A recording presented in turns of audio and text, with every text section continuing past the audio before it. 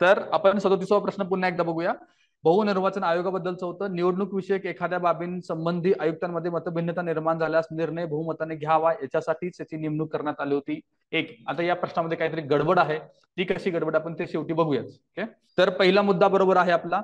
दुसरा काय होता आपला, निवडणुका मुक्त आणि न्याय वातावरणात संचलित व्हाव्या. हा स्टेटमेंट, हे स्टेटमेंट चुकीचं आहे. निर्वाचन आयोगावरती शासनाचे नियंत्रण असावे, हे स्टेटमेंट आपण चुकीचे केले. निवडणुकीतील गैरप्रकाराला आळा घालता यावा, हे स्टेटमेंट पण चुकीचं आहे. कारण काय, बहु असो किंवा सिंगल असो तर त्याच्यावरती काही प्रश्न असला नाही पाहिजे. बट तुम्ही पहिलं याच्यानुसार उत्तर काय येईल आपलं, केवळ योग्य येईल असं. आता इथं मला उत्तर लिहायचं म्हणून मी लिहीन, पण तुम्ही जर बघितलात तर निर्वाचन आयोगाची निर्मिती का झाली होती. सुरुवातीला मतदार वाढले होते, 21 वरून आपण 18 वरती आलो होतो. ओके, त्याच्यामुळं मला लोड वाढल्यामुळे आपण मेंबर्स वाढवले. अ नंबरचं जे स्टेटमेंट आहे ते मेंबर वाढवल्यानंतर काय करायचं त्याचा विचार करण्यासाठीच आलेला तो परिणाम होता. अ नंबरचा स्टेटमेंट येते का लक्षामध्ये. आता बहुसदस्य झाले तर मग आता निर्णय कसा घ्यायचा, तर त्यावरती अ नंबरचं स्टेटमेंट आलं पाहिजे. खरं तर हा प्रश्न जर आपण अपील केला असता तर कॅन्सल पण झाला असता. बट त्यावेळेस आपल्याला उत्तर काहीतरी लिहून यायचंय, तर अ उत्तर लिहून यायचं होतं किंवा एक नंबरचं उत्तर लिहून यायचं होतं. ओके, 38 बघू आपण. भारतीय संविधानाच्या खालीलपैकी कोणत्या कलमान्वये निर्वाचन आयोगाची निर्मिती करण्यात आली. 324. ओके, पुढे चला. खालीलपैकी कोण ग्रामपंचायत, बोला. एकच लिहायचं आपलं, जे उत्तर आता आपण विचार केले तोच लिहून यायचा. ओके, पुढचा प्रश्न बघा 39. खालीलपैकी कोण ग्रामपंचायत आणि पंचायत समिती, जिल्हा परिषद, नगरपालिका, महानगरपालिका या स्थानिक स्वराज्य संस्थेच्या निवडणुका घेत नाही. कोण घेत नाहीये. भारतीय निर्वाचन आयोग घेतं का, नाही. घटक राज्य संस्थांचा काय संबंध आहे का, नाही. केंद्र शासन घेतं का, नाही. म्हणजे उत्तर काय पाहिजे आपलं, अ ब ड. कोण घेतं, राज्य निवडणूक आयुक्त घेतं. 39चं उत्तर आहे 3. 40 बघा. आयोग कथन ओळखायला सांगितलेलं आहे. इलेक्ट्रॉनिक मतदान यंत्रामध्ये नियंत्रण युनिट व बॅलेट युनिटचा समावेश असतो का, आपण बघितले ना. पुढे एका बॅलेट युनिटला 16 उमेदवारांपर्यंत सेवा पुरवू शकतो. बरोबर आहे. 18चा प्रश्न आहे. ओके, त्यामुळे हे बरोबर आहे. ओके, त्याच्यानंतर एकावरती किती असतात, 16. असे M1 M2 मध्ये किती जोडता येतात, 4 जोडले तर 16 चोक 64 झाले. ओके, आणि आता M3 मध्ये किती होते, 384 उमेदवार होते. ओके, आपापसात कृपया बोलू नका. तुमचा जर कोई प्रश्न असेल तर प्लीज आस्क मी. ओके, पुढे एक नियंत्रण युनिट 48 उमेदवारांना प्राप्त मतांची नोंद ठेवू शकतो. किती होता, 64 होता ना. त्यामुळे हे स्टेटमेंट आपल्याला चुकीचं करायचं आहे. इलेक्ट्रॉनिक मतदान यंत्र हे 6 व्होल्ट बॅटरी वगैरे वगैरे या गोष्टींची काही गरज पण नाही आपल्याला. Okay, 6 volt battery 12 volt battery असल्या गोष्टीची करायची नाही. किती तासात चार्जिंग होते वगैरे याची काही आपल्याला गरज नाही. असल्या गोष्टींच्या नादी लागायचं नाहीये. पुढे 41वा प्रश्न बघूया. भारतीय राज्यघटनेच्या कोणत्या कलमांद्वारे निवडणुकीच्या संदर्भात हस्तक्षेप करण्यास न्यायालयावरती बंदी आहे. ओके, कुठल्या कलमानुसार असणार आहे. आता एक तर बघा की एक कुठलं तरी कलम असेल ना बंदीला. ओके, आतापर्यंत आपण बघितलेलं पण आहे की तो होतं ते कलम 329. ओके, त्याच्यामुळं उत्तर क्रमांक ड अचूक आहे. ओके, एखाद्याला ते कलम माहिती नसेल तरी 1 नंबरचं ऑप्शन आणि 4 नंबरचं ऑप्शन तुम्ही एनिवे एलिमिनेट केलं पाहिजे. एकाच कलमात ते असणार आहे. आणि 2 आणि 3 मध्ये कन्फ्युजन होत असताना पुन्हा आपण 3 ला जाऊन उत्तर लिहू शकतो जर तुम्हाला पाठ नसेल, कन्फ्युजन होत असेल तर. ओके, पुढचा प्रश्न 42वा बघा. भारताच्या निवडणूक आयोगासंदर्भात दिलेल्या विधानांपैकी कोणते विधान चुकीचे आहे म्हणलेले. ओके, हा आयोग मुख्य निवडणूक आयुक्त आणि 3 निवडणूक आयुक्त, 3 असतात का, किती असणार आहे, 2 निवडणूक असतात. त्यामुळे पहिलं स्टेटमेंट चुकीचं आहे. मग आता अशा वेळेस वेळ वाचत तर डायरेक्टली उत्तर लिहून निघून जायचं, खालचे स्टेटमेंट वाचत बसायची गरज नाही. ओके, पुढे बघा 43वा प्रश्न. निर्वाचन आयोगाची रचना आणि कार्य यातील उणिवांबाबतच्या गोष्टी खाली दिल्या आहेत, आपल्याला त्या बघायच्या आहेत. या उणिवा आपल्या लक्ष्मीकांत सरांच्या पुस्तकात स्पष्टपणे मेन्शन केल्यात आणि आपल्या सुद्धा नोट्समध्ये आहेत.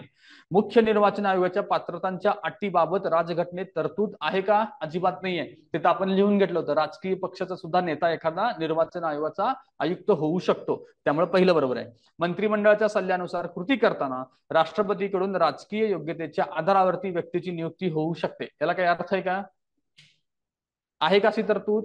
त्या मुख्य कुणाची पण होऊ शकते ना, त्यामुळे हे सुद्धा स्टेटमेंट आपण बरोबर घेऊ शकतो. प्रादेशिक निवडणूक आयुक्तांची संख्या आणि पात्रता अटीबाबत घटनेत तरतुदी नाहीत.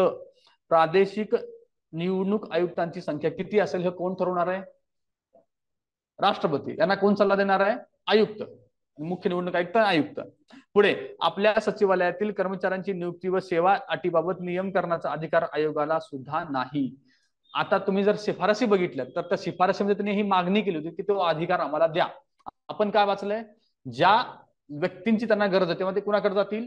राष्ट्रपतीकडे. राष्ट्रपती त्यांना मनुष्यबळ उपलब्ध करून देईल. ते म्हणतात की ही पॉवर आम्हाला तुम्ही द्या. ओके, त्यामुळे हे स्टेटमेंट पण आपण त्याला घेऊन जाऊ शकतो. ओके, आता हा प्रश्न सोडत असताना आता सध्याची निर्वाचन आयोगाची काम करण्याची पद्धत कशी आहे त्याच्यावरून सुद्धा आपण या उत्तरापर्यंत पोहोचू शकतो. ओके, आणि दुसरं कन्फ्युजन होत असेल तर पुन्हा आपला मिनिमम रिजेक्शनचा रूल इथे घेऊन जायचा आहे. ओके, 44 बघा. भारतातील निर्वाचन आयोगाबाबत खालीलपैकी कोणते विधान बरोबर आहे असं म्हणले? निर्वाचन आयोग हा मुख्य निवडणूक आयुक्त आणि आणखी 2 निवडणूक आयुक्त यांनी मिळून बनला असेल. आर्टिकल 324 पुढे लिहिले बघा, आर्टिकल 324. ओके, असं तिथं काय लिहिलंय का? किती आयुक्त असावेत, काय असावेत हे कोण ठरवतं? राष्ट्रपती ठरवतात. त्यामुळे पहिलं स्टेटमेंट चुकीचं. पुढे, निर्वाचन आयोग हा मुख्य निवडणूक आयुक्त आणि राष्ट्रपती वेळोवेळी निश्चित करतील तेवढ्या संख्येने अन्य निवडणूक आयुक्त नेमू शकतात. हे स्टेटमेंट बरोबर आहे. उत्तर काय सांगितलं आपल्याला? बरोबर ओळखायला सांगितलंय. उत्तर क्रमांक 2 आहे. ओके, पुढे चला. निवडणुका निपक्षपाती आणि स्वतंत्रपणे होण्यासाठी निवडणूक आयोग खालीलपैकी कार्य करते. रिपीट झाला का प्रश्न बघा 2016 याचं उत्तर काय होतं आपलं? आता इथे मात्र त्यांनी ऑप्शन दिला असता, क आणि ड दिलता ना, त्यामुळे हा प्रश्न काय उत्तर असलं पाहिजे? ते अ, क आणि ड. असं जर असं, आणि आता परीक्षेमध्ये नाहीये तर तुम्ही काय लिहाल? कड लिहून येताल ना, कड लिहून यायचं आहे. ओके, 46 बघा. खालील विधाने विचारात घ्या. मुख्य निवडणूक आयुक्त राजकारणाच्या भोवऱ्यात ओढला जाऊ शकतो असं एक विधान म्हणतात. ओके, कारण काय दिलं त्याने? एखाद्या मतदारसंघाच्या फेर मतदान घेण्याचा आदेश देण्याचा अधिकार त्याला आहे. ओके, आता या बाबतीमध्ये तुम्ही उत्तर कसं लिहू शकता?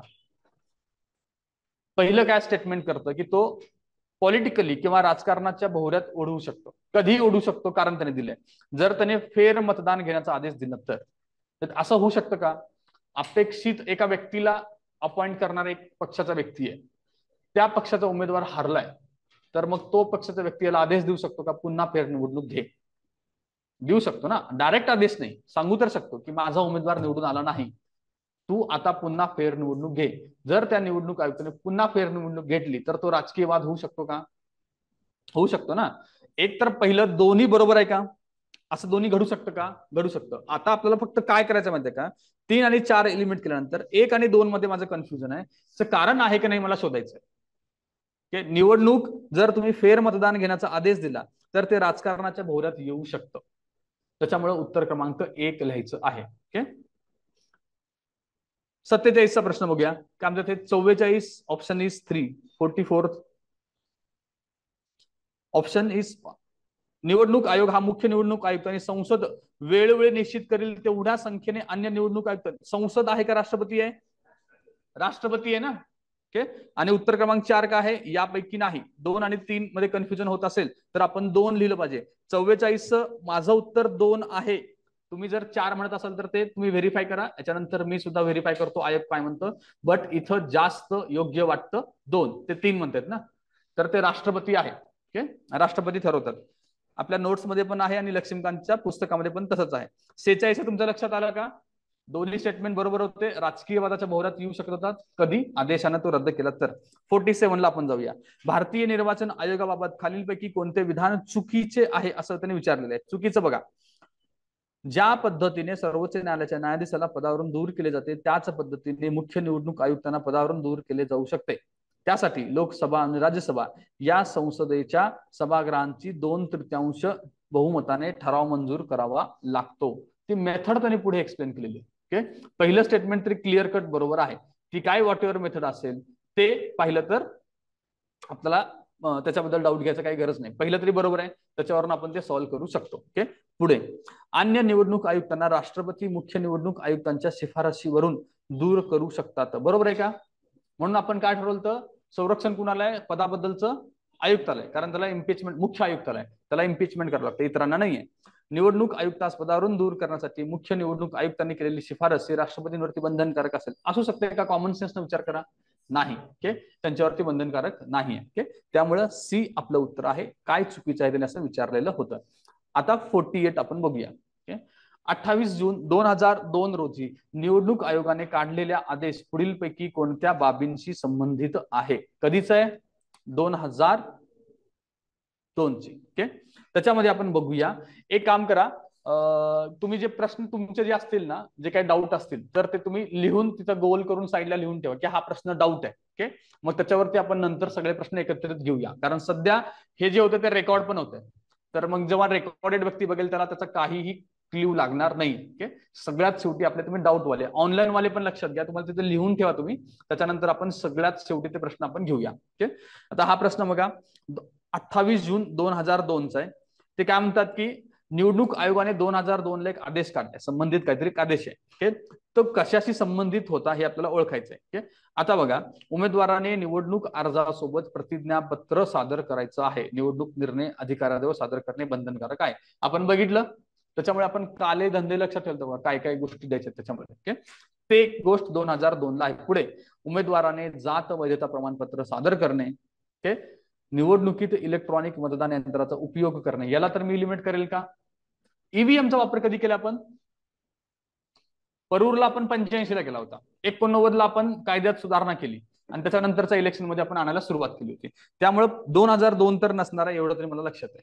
ओके, त्याच्यानंतर मतदारांसाठी ओळखपत्र कधी आणलं आपण? एपिक नावाचं ओळखपत्र 90च्या रेंजमध्ये आणलंय, इतकं जरी माझ्या लक्षात असेल तरी आपण हा इलिमिनेट करू शकतो. आता राहतं फक्त अ आणि ब. ओके, याच्यावर मला इतकं लक्षात आहे की ज्या काही सुधारणा मी वाचलेल्या आहेत त्याच्या वेळेस जात वैधता प्रमाणपत्राबद्दलचं माझं वाचण्यात आलेलं नाहीये, आणि जरी आला असेल तर प्रतिज्ञापत्राबरोबर जात प्रमाणपत्राचा रेफरन्स एकाच वर्षी आहे असंही कुठं आलेलं नव्हतं.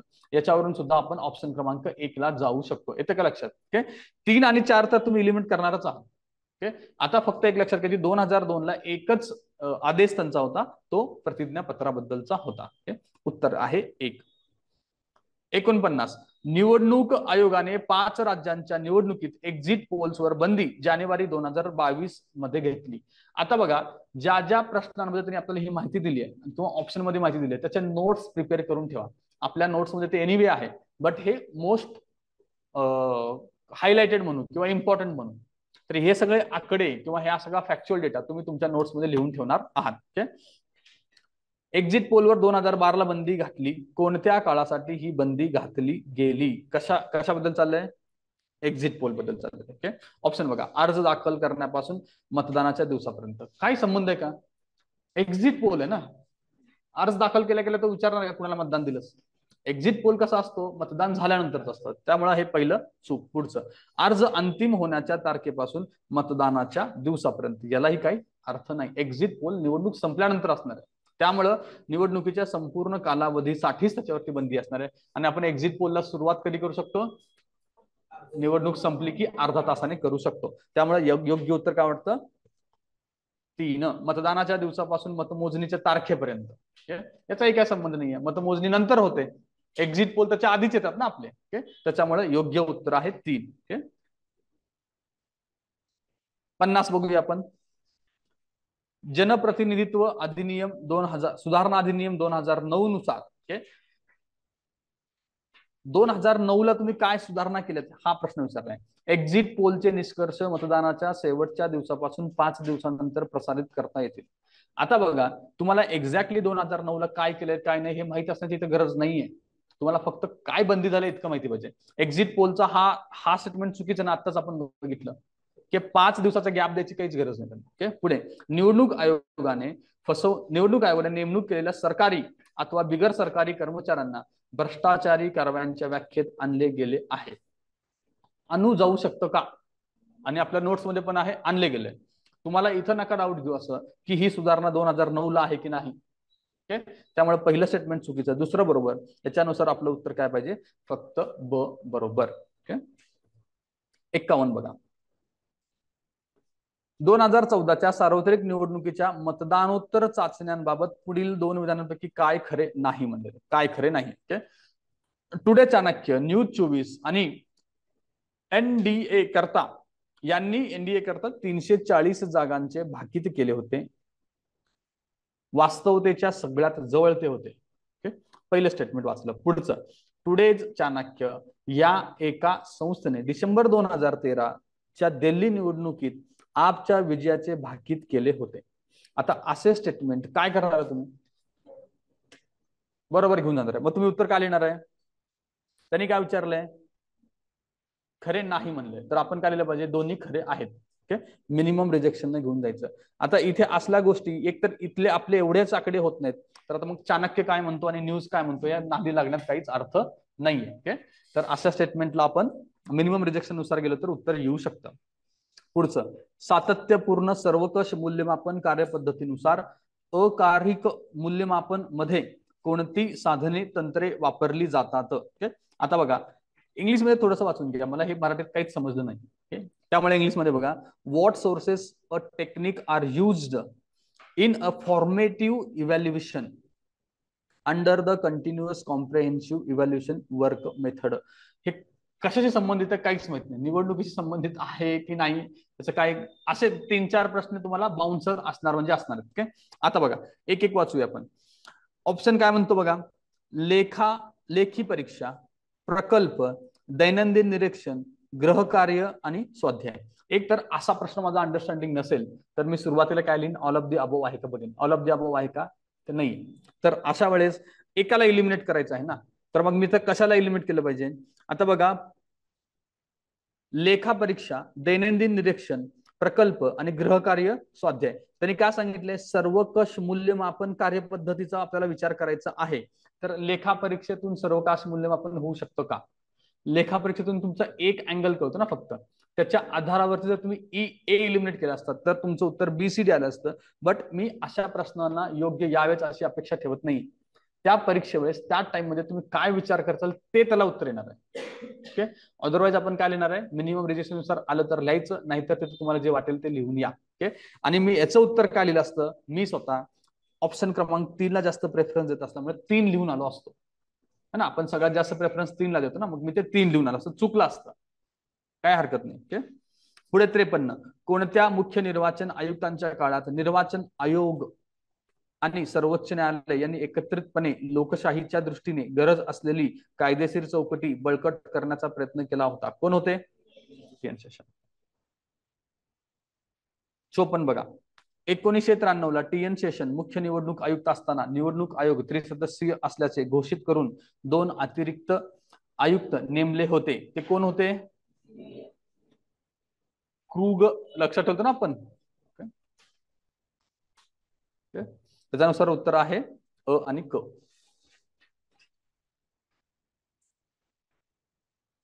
55 बघा, महाराष्ट्रातील नागरी आणि ग्रामीण स्थानिक संस्थांच्या निवडणुकांसंबंधित खालीलपैकी कोणाकडून घेतल्या जातात? काय आहे उत्तर? सिंपल आहे, राज्य निवडणूक आयोग. 56 बघा, खालील 2 विधानांपैकी कोणते विधान खरे आहे? राज्य निवडणूक आयोगाचे कार्य आणि त्यांची निवडणूक प्रक्रिया यासाठी अर्थसंकल्पीय सहाय्य आणि आवश्यक निधी राज्य पुरवते. राज्य पुरवते का? ऑफकोर्स राज्य पुरवलं पाहिजे ना. जिल्हा परिषद आणि पंचायत समितीच्या निवडणुका जिल्हाधिकारी राज्य निवडणूक आयोगाच्या अधिपत्याखाली घेतात. घेऊ शकतात ना. डीईओ आणि आपण काय बघितलं होतं? डीईओ बघितलं होतं ना. कुठल्या इलेक्शनला डीईओ असतो, त्याच्या अंतर्गतच त्या इलेक्शन होतात. त्यामुळे दोन्ही सुद्धा विधानं इथे बरोबर आहेत. 57 बघूया आपण. राज्य निर्वाचन आयोग आणि संबंधित बाबींविषयीचे कार्यबलाच्या मुख्य शिफारशी कोणत्या आहेत? कार्यबलाशी संबंधित असतील किंवा कार्यबलाची मुख्य शिफारशी कोणत्या आहेत? Task force on the state election commission and related matters, एक टास्क फोर्स असणार आहे. त्यांनी कोणत्या शिफारशी केल्या होत्या असा प्रश्न आहे. तर आपण बघूया त्याच्यामध्ये. राज्य निर्वाचन आयोगाचे कायम कर्मचारी वर्ग हा 4 वर्गपर्यंत सीमित असावा. ठीक आहे, काही मला कळलं नाही, वर्ग 3 आहे का 4 आहे, डोंट नो. पुढे जाऊया आपण. कार्यबल हे त्रिसदस्यीय आयोगाचे समर्थन करते. जर ते आयोग त्रिसदस्यीय आयोगाचे समर्थन करत असलं असतं तर आत्ताचा आपला आयोग त्रिसदस्यीय वगैरे असू शकला असता. आता किती आपला? एकच आहे. त्यामुळे मी या 2 नंबरच्या स्टेटमेंटला चुकीचं करू शकतो का? तर 2 नंबरचं स्टेटमेंट जर मी चुकीचं करू शकलो तर मला उत्तर मिळेल का? ऑप्शन कडे या खाली. ब वाले किती कुठे आहेत बघा? 2, 2 ला, 3 ला, 4 ला आहेत. डायरेक्टली मला उत्तर येतं अकड. अशा प्रश्नांना सॉल्व्ह करण्याची ही मेथड असायला पाहिजे. आता तुम्ही इथं हे निर्वाचन आयोगाच्या संबंधित कुठला टास्क फोर्स हेही माहित नाही, कधी बसलेलं हेही माहित नाही, त्याच्या शिफारशी काय हे पण माहित नाही. बरं, त्याच्या शिफारशीचा कॉमन सेन्स आपण घेतला तर उत्तरापर्यंत पोहोचू शकतो. तर सी नंबरचं काय स्टेटमेंट म्हणतो बघा, भोगस मतदान प्रतिबंधित करण्यासाठी मतदाराचे छायाचित्र आधारित योग्य ओळख प्रमाणपत्र आवश्यक आहे. असू शकतं ना, चांगली शिफारस आहे, का देणार नाही, देऊ शकतात. त्यामुळे हे स्टेटमेंट बरोबर घ्या. पंचायत आणि नगरपालिकेच्या निवडणुकीसाठी राज्य निवडणूक आयोगाने भारत सरकारकडून निरीक्षक मागवावे. चांगली गोष्ट आहे ना, तुम्ही तुमचे ऑब्झर्व्हर पाठवा, आम्हाला चांगली हेल्प होईल. त्यामुळे ड सुद्धा योग्य आहे. असे काही शिफारशीच्या आधारावरती जर प्रश्न आला तर थोडासा ब्रॉड व्ह्यू ठेवून आपण गेलो तर उत्तरापर्यंत पोहोचता येऊ शकतं. ओके, 58 बघा, महाराष्ट्र राज्य निवडणूक आयोगाबाबत खालीलपैकी कोणते विधान बरोबर आहे?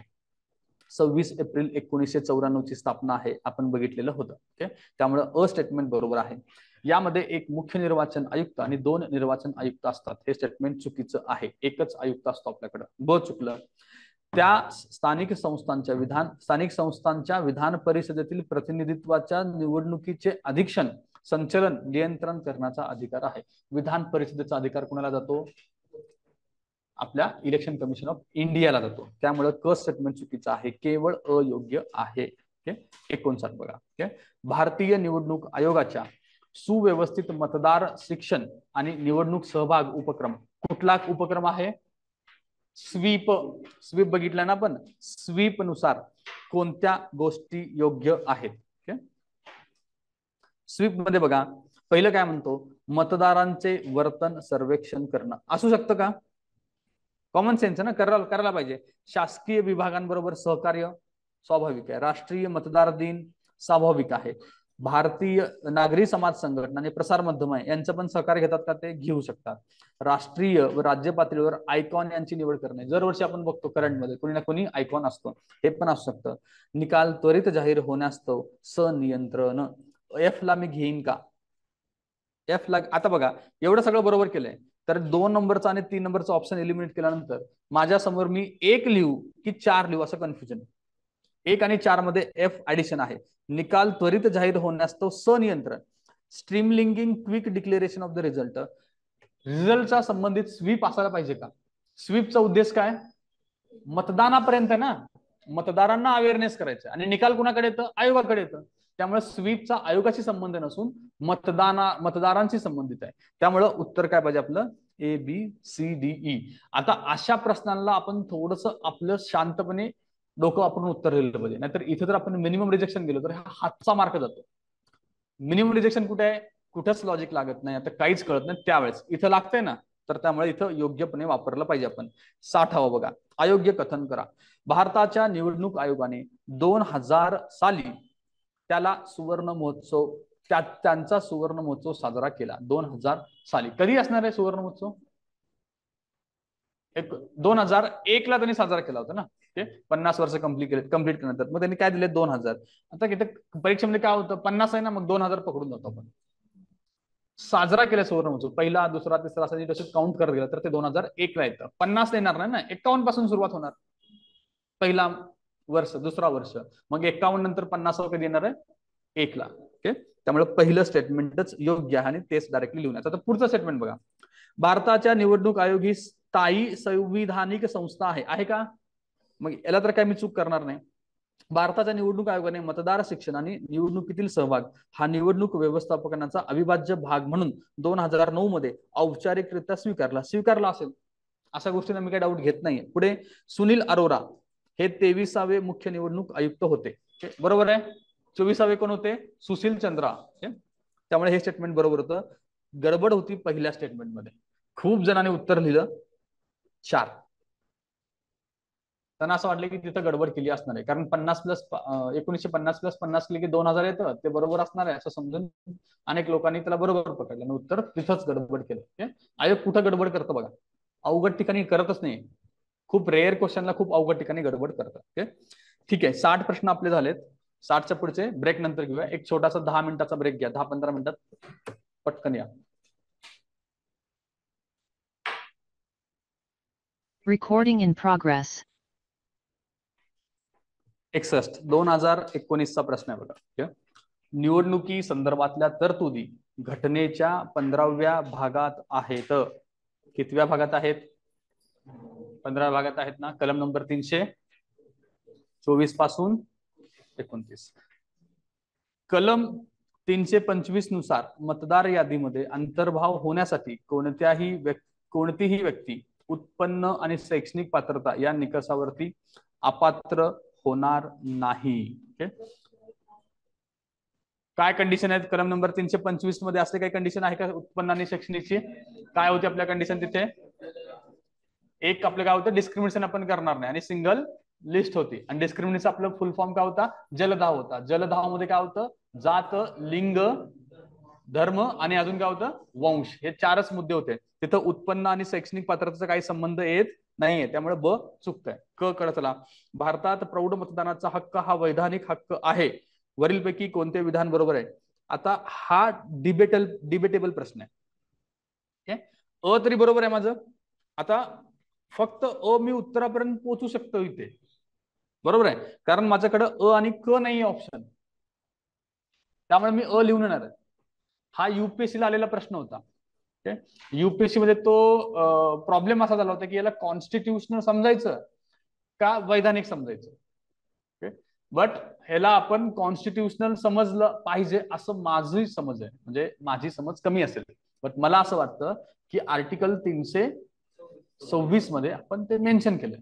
बट काही एक्सपर्ट लोकांचं म्हणणं असं आहे की तिथं फक्त प्रोव्हिजन आहे. त्या प्रोव्हिजनला पकडून आपण RPA ऍक्ट 1950 केलाय. 1950 मध्ये आपण मतदानाचा अधिकार दिलाय. त्यामुळे तो वैधानिक पण आहे. उलट जास्त हे स्टॅच्युटोरी आहे. घटनात्मक पेक्षा स्टॅच्युटोरी, कॉन्स्टिट्युशनल पेक्षा स्टॅच्युटोरी आहे. हा वाद आहे. त्यामुळे मग ते काय पकडायचं हे अजून कन्फ्युजिंग आहे. पण इथं जर उत्तर ऑप्शन मध्ये अ आणि क असलं असतं तर मी अ आणि क लिहिलं असतं. का? वैधानिक पण आहेच ना तो. घटनात्मक पण आहे आणि वैधानिक पण आहे. तर त्यामुळे मी त्यालाही बरोबर पकडलं असतं आणि अ आणि क लिहिलं असतं. तसं ऑप्शनल नसल्यामुळं फक्त अ लिहिलेलं आहे. पण या पेपर सेटरला ते अपेक्षित नाहीये बरं का. पेपर सेटरच्या डोक्यात काय आहे? घटनात्मक आहे, म्हणून त्यांनी ऑप्शन्स असं सेट केले. 62 बघा. 18 वर्ष पूर्ण करणाऱ्या भारतीय नागरिकाला मतदानाचा अधिकार कोणत्या घटना दुरुस्तीने दिला? कोणत्या? 61, 63 बघा. खालीलपैकी कोणते विधान चुकीचे आहे? चुकीचे विधान आपल्याला शोधायचं आहे. पहिलं स्टेटमेंट काय म्हणतं? जुलैच्या पूर्वीचा कायदा एखाद्या गुन्ह्यात ज्यामुळे ते निवडणुकीत भाग घेण्यास अपात्र ठरतात, दोषी ठरलेले खासदार, आमदार लोकसभेचे, विधानसभेचे सदस्य राहू शकत होते जर त्यांचे त्याविरुद्धचे अपील प्रलंबित असेल तर. चुकीचे म्हणले ना. पहिलं बरोबर आहे ना. म्हणजे 2013 प्रश्न आहे. 2013 किंवा 14 या वर्षी जुलैच्या पूर्वी काहीतरी चेंजेस झालेत इतकं लक्षात येतं आपल्याला. तर मग आपण सुधारणा बघितली. ती आधी 3 महिने वेळ होती, त्याच्यानंतर ती दिली नाही. म्हणजे पहिलं स्टेटमेंट बरोबर आहे. त्याच्या आधीची ती गोष्ट असणार आहे. जुलै नंतर ती बदलली. तुम्ही डिस्क्वालिफाय ठरला तर त्या मुवमेंटला तुम्ही तुमचं ते आमदारकी किंवा खासदारकी जाणार आहे. पुढचं स्टेटमेंट. जुलैमधील सर्वोच्च न्यायालयाचा निर्णय अपील प्रलंबित असले तरी आमदार खासदार म्हणून राहू शकत नाही. बरोबर आहे ना. ही सुधारणा आहे. आपण बघितलो अनेक सुधारणा बघितल्या. त्यातली एक सुधारणा कशी होती? आधी लोकांना तुम्ही आमदार खासदार राहू शकता जोपर्यंत तुमच्या केसेस प्रलंबित आहेत. मग हे असंच चालू झालं असतं. जर डिस्ट्रिक्ट कोर्टात मी अपात्र ठरलो तर मग मी अपील करून जाणार हायकोर्टात, हायकोर्टात अपील करून जाणार सुप्रीम कोर्टात. मग याच्यात मी माझी 5 वर्ष काढत होतो. तर त्याला बंदी आणण्यासाठी आपण काय केली? तुम्ही कुठल्याही कोर्टात झालात अपात्र तर तुमची आमदारकी खासदारकी रद्द झाली पाहिजे. ती नंतरची सुधारणा आहे. मग इथं रेफरन्स मध्ये 2013चा प्रश्न आहे. जुलै 2013 असेल ते, त्याच्या रेफरन्स तो प्रश्न काढलेला आहे. पुढे बघा. शासन वटहुकूम काय म्हणतो? असे सदस्य कार्यरत राहू शकतील. शासन वटहुकूम काय म्हणतो? आता ह्याला इंग्लिश मध्ये एकदा बघू. What ordnance says. ट्रान्सलेशन किती मस्त असतं बघा. What ordnance says full stop आहे पुढे, आणि पुढे आहे ना डायरेक्ट इनडायरेक्ट स्पीच सारखं येते. बट इथं आपण दिलं नाही काय.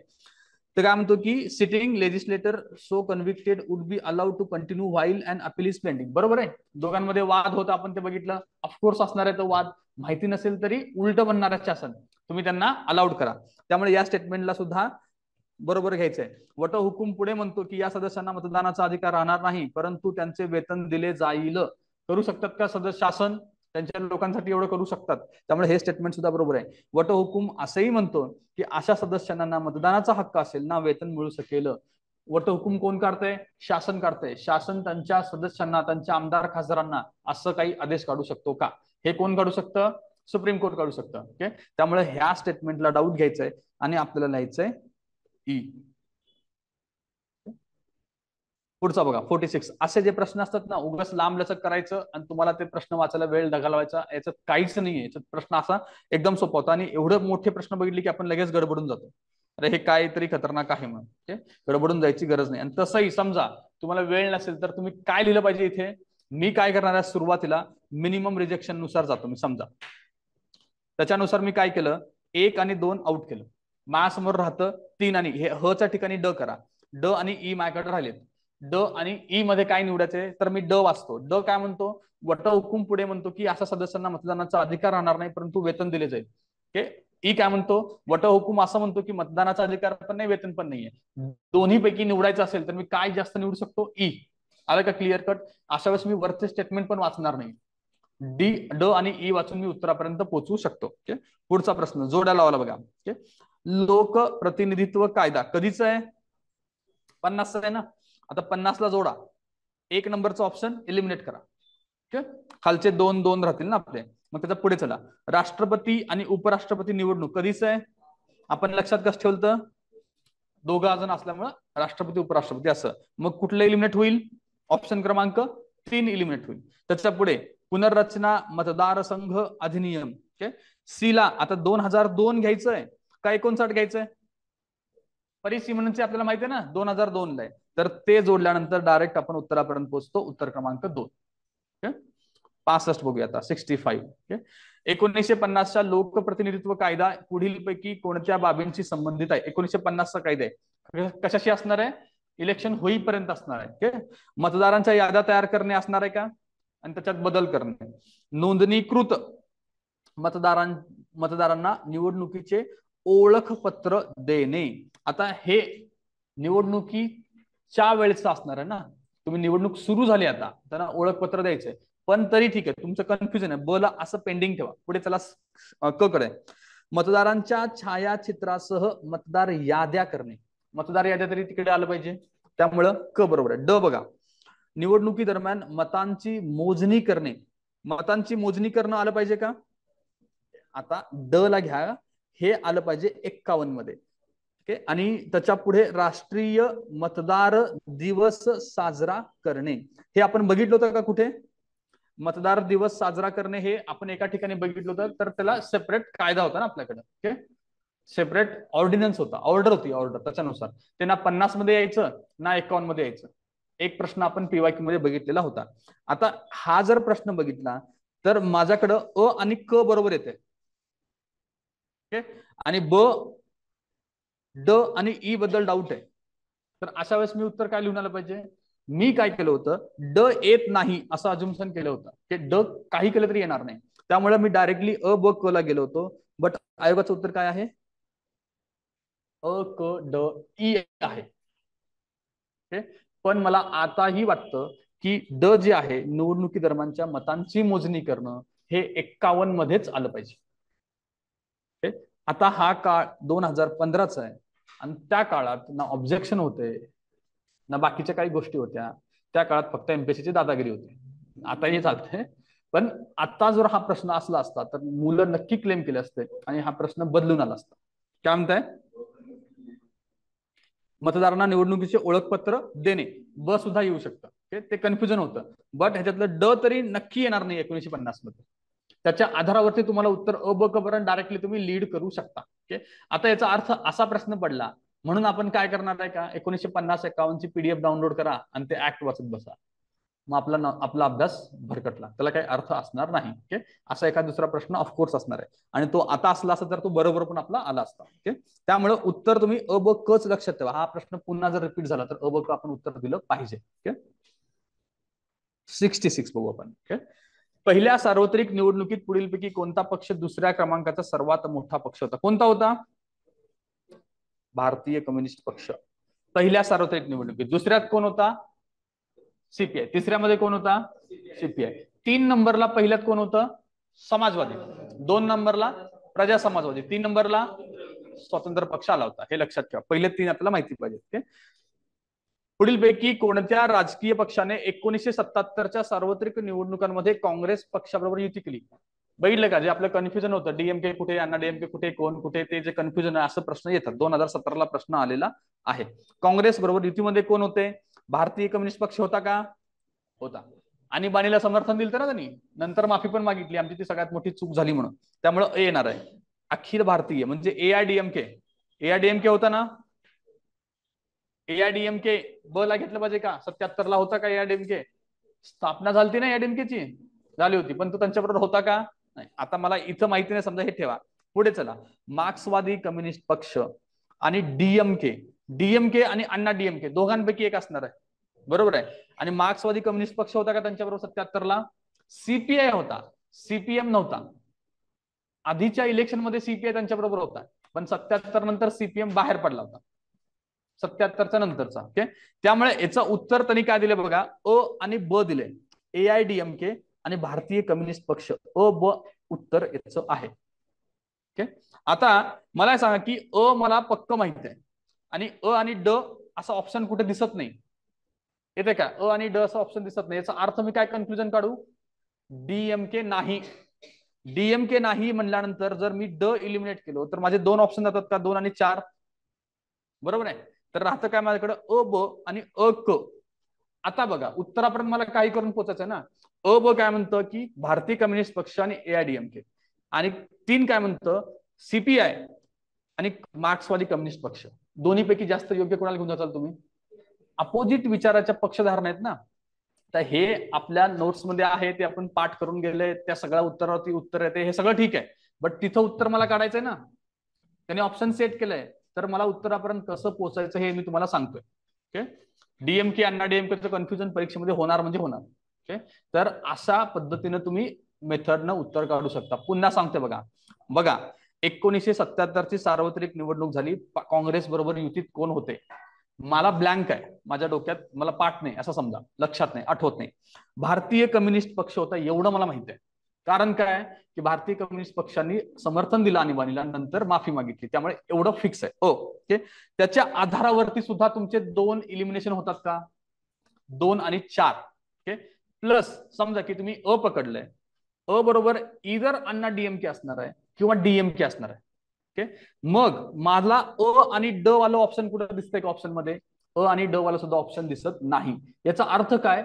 डीएमके नव्हता. ओके, त्यामुळे जर मी ड वाले ऑप्शन डिलीट केलो की पुन्हा 2 आणि 4 एलिमिनेट होतात. येते का? म्हणजे हे दुसरं लॉजिक. पहिलं लॉजिक काय? माझ्या ऑप्शन मध्ये अ आलंच पाहिजे, ते लॉजिक आहे. त्याच्यानुसार माझ्या समोर 1 आणि 3 आहे. तर आता फक्त प्रश्न राहतो, मी ब घेऊ का क घेऊ? ब मध्ये आहे एआयडीएमके आणि क मध्ये आहे मार्क्सवादी कम्युनिस्ट पक्ष. मला इतकं माहित आहे, त्याला मला कन्फ्यूज करायचं आहे म्हणून 2 अपोजिट विचारधारे पक्ष त्यांनी टाकलेले तिथे. तर एका ठिकाणी सीपी असेल तर मी त्याच्यावर सीपीएम घेऊ शकत नाही ना, ते अपोजिट विचारधारेवाले झाले. एकाने समर्थन दिलं असेल तर एकाने विरोध केला असणार, हे माझं कॉमन सेन्स पण मला सांगतं. ओके, त्याच्या आधारावरती सुद्धा मी अ क ला डिलीट करेन आणि अ आणि ब घेऊन जाईल. आलं लक्षात? अशा प्रकारे आपल्या उत्तरापर्यंत पोहोचायचं आहे. ओके, हे कन्फ्युजन खूप करणार आहे, कारण हे पक्ष इतक्या उड्या मारतात इकडं तिकडं, तर त्यांना लक्षात ठेवणं अवघड आहे. ओके, 68वा प्रश्न बघा. पुढीलपैकी कोणता राजकीय पक्ष 1984च्या लोकसभा निवडणुकीनंतर सर्वात मोठा विरोधी पक्ष? 1984 सर्वात मोठा विरोधी पक्ष कुठला होता? तेलुगू देशम पार्टी. 69वा प्रश्न बघा. कोणत्या वर्षाच्या लोकसभा निवडणुकीत एका मतदारसंघात 112 उमेदवार उभे होते? त्या मतदारसंघाची मतपत्रिका वर्तमानपत्रासारखी होती. आता या प्रश्नाचे उत्तर तुम्ही कसे लिहिणार? हे तुमच्या कुठल्या पुस्तकात आहे का? 112 उमेदवार होते, मग तेवढ्या सगळ्यांची लिस्ट केल्यानंतर तुमच्याकडे पुस्तक द्यायचं, मग ते पुस्तक घेऊन तुम्ही मतदार शोधायचं कुणाला मतदान करायचं आणि त्याच्यावरती मतदान करायचं, आणि ते कुठल्या वर्षी होतं असं त्याचं म्हणणं आहे. मग अशा वेळेस तुम्ही काय उत्तर लिहिणार आहे? 77 दिलंय, 80 दिलंय, 84 दिलंय आणि 89 दिलंय. तर याच्यापैकी त्यांनी उत्तर काय दिले की वरीलपैकी एकही नाही. एक तर एवढा अवघड प्रश्न विचारलाय आणि त्याच्यातनं म्हणतो की वरीलपैकी एक पण नाही. मग या प्रश्नाला आपण काय टाकलं पाहिजे? नॉनसेन्स कॅटेगरी मधले प्रश्न आहेत, त्याचा आपण अभ्यास पण नाही केला पाहिजे. आता फक्त इतकं लक्षात घ्या की हा प्रश्न एक्झॅक्टली रिपीट झाला तर आपल्याला लक्षात येतं की यापैकी कोणच नाही. आणि याच्या अभ्यासाचा नादी लागत बसायचं नाही. आता इथे 112 आहेत, कुठल्या ना कुठल्या निवडणुकीमध्ये 110 असतील, 120 झाले असतील, मग तसले तो काहीतरी शोधून टाकत असेल तर आता हे काय आहे, प्रश्न सेटरचं फ्रस्ट्रेशन आहे. येतं का लक्षात? सकाळी भांडणं झाली असणार आहेत मग पोरांवरती राग काढायचे, तर मग असं काढायचं. याला काहीच सेन्स नाहीये, असे प्रश्न टाकले पण नाही पाहिजेत. पुढे बघा, हा एक बघा, असा जर प्रश्न आला परत एकदा, तर फक्त एक अँगल लक्षात ठेवायचं की जर सोपा, त्यातल्या त्यात जरा सोपा आला तर त्यावरची निवडणूक तरी झाली की नाही एवढं बघायचं ऑप्शन मध्ये. त्याच्यावरनं सुद्धा आपण काही ना काही लिंक लावू शकतो. 1951, 52, 57, 62च्या सार्वत्रिक निवडणुकांच्या बाबतीत पुढीलपैकी कोणते विधान बरोबर आहे? मतदानाचे प्रमाण वाढले. 51, 57 आणि 62 बद्दल चालले बरं का. मतदानाचे प्रमाण वाढले का? वाढले, आपण बघितले. मतदानाचे प्रमाण घटले, चुकीचं आहे. मतदानाचे प्रमाण जसेच्या तसे राहिले, चुकीचं आहे. मतदानाच्या प्रमाणात वाढ किंवा घट अशी प्रमाणशीरपणे दिसून येत नाही. हे कशावरनं त्यांनी कन्क्लुजन काढलंय? आपण नोट्स मध्ये बघितले की 2 डेटा आपल्याकडे होता. एक होता लक्ष्मीकांतचा. लक्ष्मीकांत काय होतं, 45.5 समथिंग, नंतर पुन्हा 45.5 आणि नंतर होता काहीतरी 61, 62 वगैरे, म्हणजे वाढत गेलाय. मग साईडला तुम्हाला मी एक मॅप दिला होता की जो कुठे सापडतो, इलेक्शन कमिशन ऑफ इंडियावरती. त्यांनी खाली वर दाखवलं होतं. पहिल्याला जेवढा झाला त्याच्याहून थोडासा जास्त 62ला झाला, 57ला झाला, आणि 62ला पुन्हा खाली आला होता. तर तिथून याने हा प्रश्न काढला. त्याच्यामुळे उत्तर काय आहे? 4 आहे. आता हा प्रश्न आयोगाने विचारलाय 2017ला आणि आयोगाने उत्तर दिले 4. तर मग आपण काय करायचं, जो राईट साईड होता त्याला योग्य धरून जाऊया. मी तुम्हाला लेफ्ट साईड सांगितलं होता, तर राईट साईडला योग्य पकडून जाऊया. आणि त्यातल्या त्यात बघा की हे थोडंसं सेल्फ एक्सप्लेन पण वाटतंय का? सेल्फ एक्सप्लेन स्टेटमेंट पण आहे. जर गडबड होत असेल तर याला लक्षात घ्या. खालीलपैकी कोणत्या लोकसभा निवडणुकांमध्ये काँग्रेस वर्चस्वाचा ऱ्हास झाला होता? कोणती निवडणूक असणार आहे? 67 वाले 2 ऑप्शन आहेत का? पहिले 2 एलिमेंट करा, 67 नंतर 77. दोन्ही ठिकाणी 67, 77 आहे. पुढे बघा, 2004 घ्यायचं का 89 घ्यायचं? 4 ला काय एलिमेंट करणार आपण? सत्तेत कोण आलं तर? काँग्रेस. त्यामुळे आपण 4 काढायचं. 89ला त्यांनी सत्ता गेली होती ना. 89ला राजीव गांधी होते. राजीव गांधीला 190च्या आसपास काहीतरी सीट्स निवडून आले होते. आणि त्याच्यानंतर कोण सत्तेवरती आले होते प्रधानमंत्री म्हणून? व्हीपी सिंग. 72 बघा. भारताच्या राजकीय आणि निवडणुकीय इतिहासात 1967 वर्ष हे मैलाचे दगड मानण्यात येते. त्याची कारण काय आहेत बघा. कारण काय काय बघूया आपण. 1967च्या निवडणुकीनंतर काँग्रेसने केंद्रात सत्ता राखली, परंतु कमी बहुमताने अनेक राज्यात सत्ता गमावली. बघितले आपण. 9 राज्य होती आपले, ते बघितले. त्याच्यानंतर सिंडिकेट गट आणि इंदिरा गांधींचा गट यांच्यात ताणतणाव वाढला. हे सुद्धा बरोबर आहे. भारताच्या सरन्यायाधीशांची नेमणूक हा वादग्रस्त मुद्दा बनला आणि न्यायमंडळ आणि शासन यांच्यातील तणाव वाढला. आता याचा निवडणुकीशी काय संबंध आहे? या स्टेटमेंटचा निवडणुकीशी काही संबंध आहे का? ताणतणाव वाढला, ठीक आहे, ते मला मान्य आहे, पण तो ऍक्च्युली 70 मध्ये वाढला. जेव्हा बांगलादेशचं युद्ध झालं त्याच्यानंतर जास्त वाढला. पण मुख्य मुद्दा इथं काय, त्याला एलिमिनेशन करण्याचं, त्याचा आणि भारतीय राजकीय निवडणुकीचा काहीच संबंध नाही. प्रश्न काय म्हणतो? भारताच्या राजकीय आणि निवडणुकीच्या इतिहासात. बरोबर आहे. भारत काय मला आवाज नाही आला.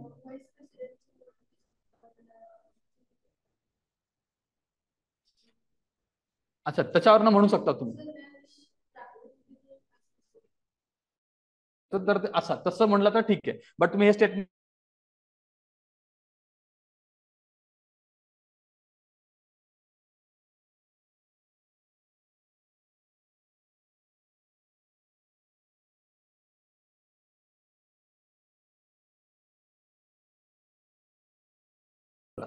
बट त्यांनी क्लिअर कट सरन्यायाधीश सांगितलेलं आहे, त्यामुळे ते स्टेटमेंट चुकीचं करायचं आहे. आणि उत्तर काय असलं पाहिजे याचं? अ आणि ब योग्य आहे. येतं का लक्षात? पुढे बघा, भारतीय Recording in progress. भारतातील निवडणूक अधिनियम 1961 बद्दलचा हा प्रश्न आहे बघा. निवडणूक अधिनियम म्यूट झालंय.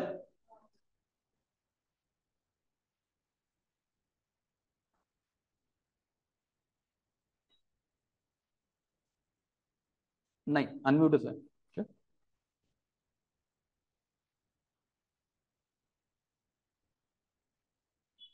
येतोय आवाज तिथून, ते ऑनलाईन ते आवाज येतोय. ओके, फक्त आपण Recording in progress. ओके. चला 73rd वाला प्रश्न बघूया. भारताच्या निवडणूक अधिनियम 1961 बद्दल चाललेला आहे. कोणत्याही एका संसदीय मतदारसंघासाठी कमाल खर्चाच्या मर्यादेसंबंधी पुढील विधाने विचारात घ्या. ओके 2014चा प्रश्न आहे. ओके, आता आपल्याला काय त्या डेटाचा घेणं देणं नाहीये. तर आता या प्रश्नावरून आपल्याला काय लक्षात पाहिजे, आता सध्या किती आहे. ओके, आणि असा प्रश्न पडला तर कोणतं राज्य मोठं आणि कोणतं राज्य छोटं इतकं कळलं पाहिजे, बाकी काही नाही. ओके, तर आता हे प्रश्न बघण्यात काही अर्थ पण नाही आणि त्यांनी तो कॅन्सल पण केलाय. आता मला फक्त सांगा की खर्चाच्या बाबतीमध्ये किती आपला आहे, 95 आणि 75 लोकसभेसाठी मोठे आहे छोटे, आणि राज्यसभेसाठी 40 आणि 28. पुढील पैकी विधानसभेसाठी पुढील पैकी कोणती निवडणूक विषयीची सुधारणा भारतीय निवडणूक आयोगाने सुचवली नाही म्हणते. तर बघू, पहिलं निवडणूक आयोगाचा खर्च भारताच्या संचित निधीतून द्यावा हे सुचवलंय, बघितलं आपण. ओके, तर जे तत्कालीन निवडणूक आयुक्त होते त्यांनी सुचवलं होतं ते आपण बघितलं. ओके, सकदराने सुचवलं होतं का, उमेदवाराची अनामत रक्कम कमी करण्याची गरज आहे असं सांगतील का, ते उलट करायला सांगतील ना, ते वाढवा म्हणतील. ओके, त्यामुळे ब नंबरचं स्टेटमेंट चुकीचं आहे. ओके, आणि डायरेक्टली आपण उत्तर मिळतं कुठली सुचवलं नाहीये, एकच निवडायचं आहे, त्याच्यामुळे उत्तर आहे आपलं ब. Recording in progress. ओके, तर 74चं आहे उत्तर क्रमांक 2. पुढचं 75चं. ओके, लोकसभा आणि राज्य विधानसभेच्या निवडणुकीतील सुरक्षा अनामत म्हणजे सिक्युरिटी डिपॉझिट बाबत खालीलपैकी कोणते विधान चुकीचे आहे. Security deposit. ओके, जर उमेदवारास एकूण वैध मतांपैकी 1/6 पेक्षा कमी मते मिळाल्यास ती सुरक्षा अनामत रक्कम जप्त होते. बरोबर आहे का, बरोबर आहे. जर उमेदवार निवडणूक जिंकला परंतु त्यास एकूण वैध मतांपैकी 1/6 मते मिळू शकली नसतील तर त्याची सुरक्षा अनामत परत दिली जाते. बघितले आपण, त्याला 1/6 पेक्षा कमी आहेत पण तो निवडूनच आलाय, तर मग काय प्रश्नच नाही. त्यामुळे हे स्टेटमेंट बरोबर आहे. जर उमेदवारास एकूण वैध मतांपैकी तंतोतंत एक्झॅक्टली 1/6 मते मिळाली तरीही त्याची सुरक्षा अनामत रक्कम जप्त केली जाते. त्याला किती पाहिजेत, 1/6 + 1, 1/6 + 1 त्याला मतं पाहिजे. 1/6 जरी बरोबर आली तरी तो डिपॉझिट जरा जप्त होणार आहे. ओके, त्यामुळे हे स्टेटमेंट बरोबर आहे आणि चुकीचं काय, वरील पैकी एकही नाही. ओके, 76 बघा. एकदा निवडणूक प्रक्रिया सुरू झाली की उच्च न्यायालय निवडणूक कारवाई थांबवण्यासाठी किंवा नव्याने निवडणूक घेण्यासाठी निवडणूक अधिकाऱ्यास निर्देश देऊ शकत नाही. बरोबर आहे ना, बघितलं आपण. ओके, उच्च न्यायालय ग्रामपंचायतीचा निवडणूक निकाल घोषित करण्यात येऊ नये असा निवडणूक अधिकाऱ्यास निर्देश देऊ शकतो. वरच्या स्टेटमेंटचा कॉन्ट्राडिक्टरी स्टेटमेंट आहे ना खालचं, त्यामुळं चूक आहे. मग आपलं उत्तर काय पाहिजे, विधान अ बरोबर आणि ब चुकीचे आहे. 77 बघूया. खालीलपैकी विधाने विचारात घ्या. 2014च्या लोकसभा निवडणुकीत 66.4% मतदान झाले की जे आजपर्यंतचे सर्वाधिक होते. 15चा प्रश्न आहे ना, त्यामुळे आजपर्यंत सर्वाधिक असणं ते योग्य आहे. आता किती टक्के झाले आपलं,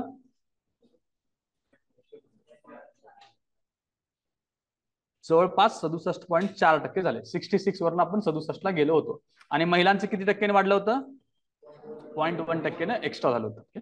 2009च्या निवडणुकांच्या तुलनेनं ही वाढ 32% आहे. तुम्हाला 2009ची आकडेवारी माहिती पाहिजे. 2009ला किती टक्के मतं होती माहिती आहे का, माहिती असेल तर खूप बेस्ट, माहिती नसेल तर आपण काय करतोय, मिनिमम रिजेक्शन नुसार जायचं आणि अ आणि ब. पण आता लक्षात ठेवायचं बघा, जर आता प्रश्न असा येऊ शकतो ना, 14 आणि 19 कंपॅरिझन करेल. ओके, 66 आणि 67 1% वाढलंय, म्हणजे 1/66 × 100 जर आपण केलं तर ते किती येईल, 1 ते 2च्या रेंज मध्ये येईल ना. 1 ते 2च्या रेंज मध्ये आहे, तेवढा आकडा आपण फक्त लक्षात पाहिजे, एवढं वाढलेलं आहे पर्सेंटेज मध्ये काढलं तर. 78 बघा. 2004च्या सार्वत्रिक लोकसभा निवडणुकांमध्ये काँग्रेसला 145 जागा मिळाल्या तर त्यांच्या मित्रपक्षांना 74 जागा मिळाल्या. ही बेरीज देखील बहुमतापेक्षा कमी होती.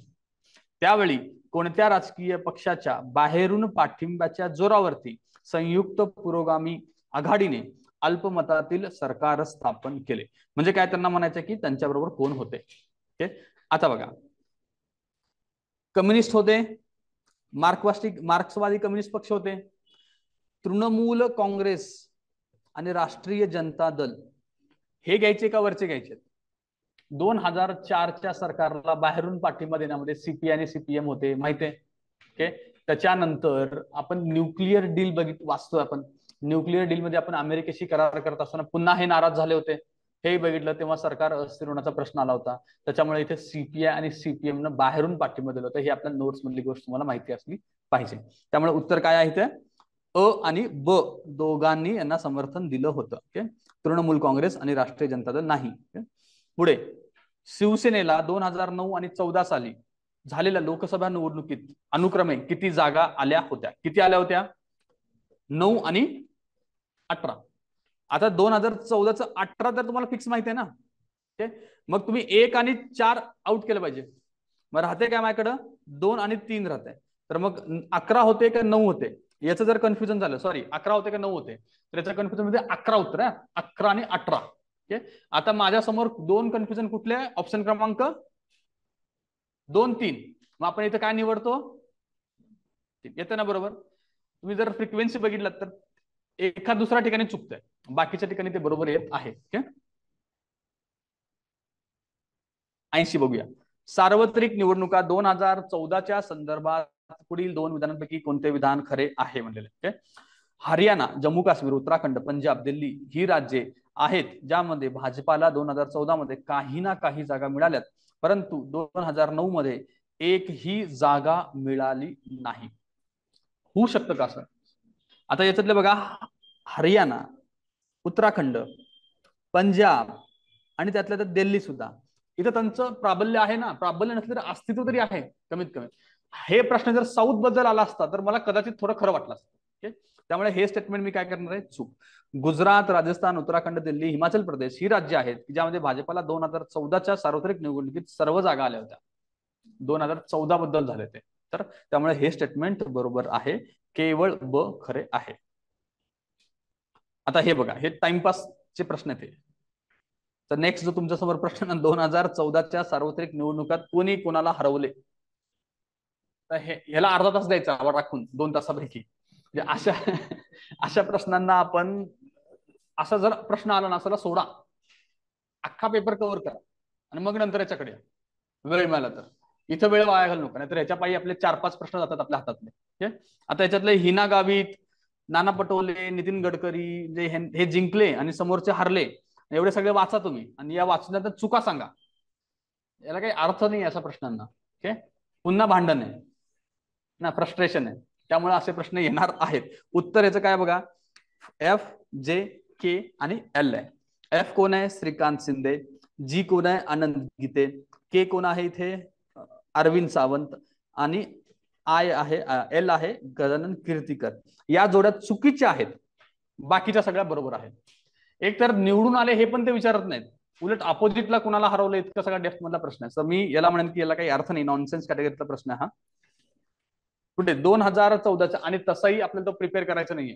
2014चा निवडणूक आहे, आपल्याला 19 वरती जास्त भर असला पाहिजे. तो पेपर त्यावेळेचा असला पाहिजे, त्यामध्ये ते टाकलेलं आहे.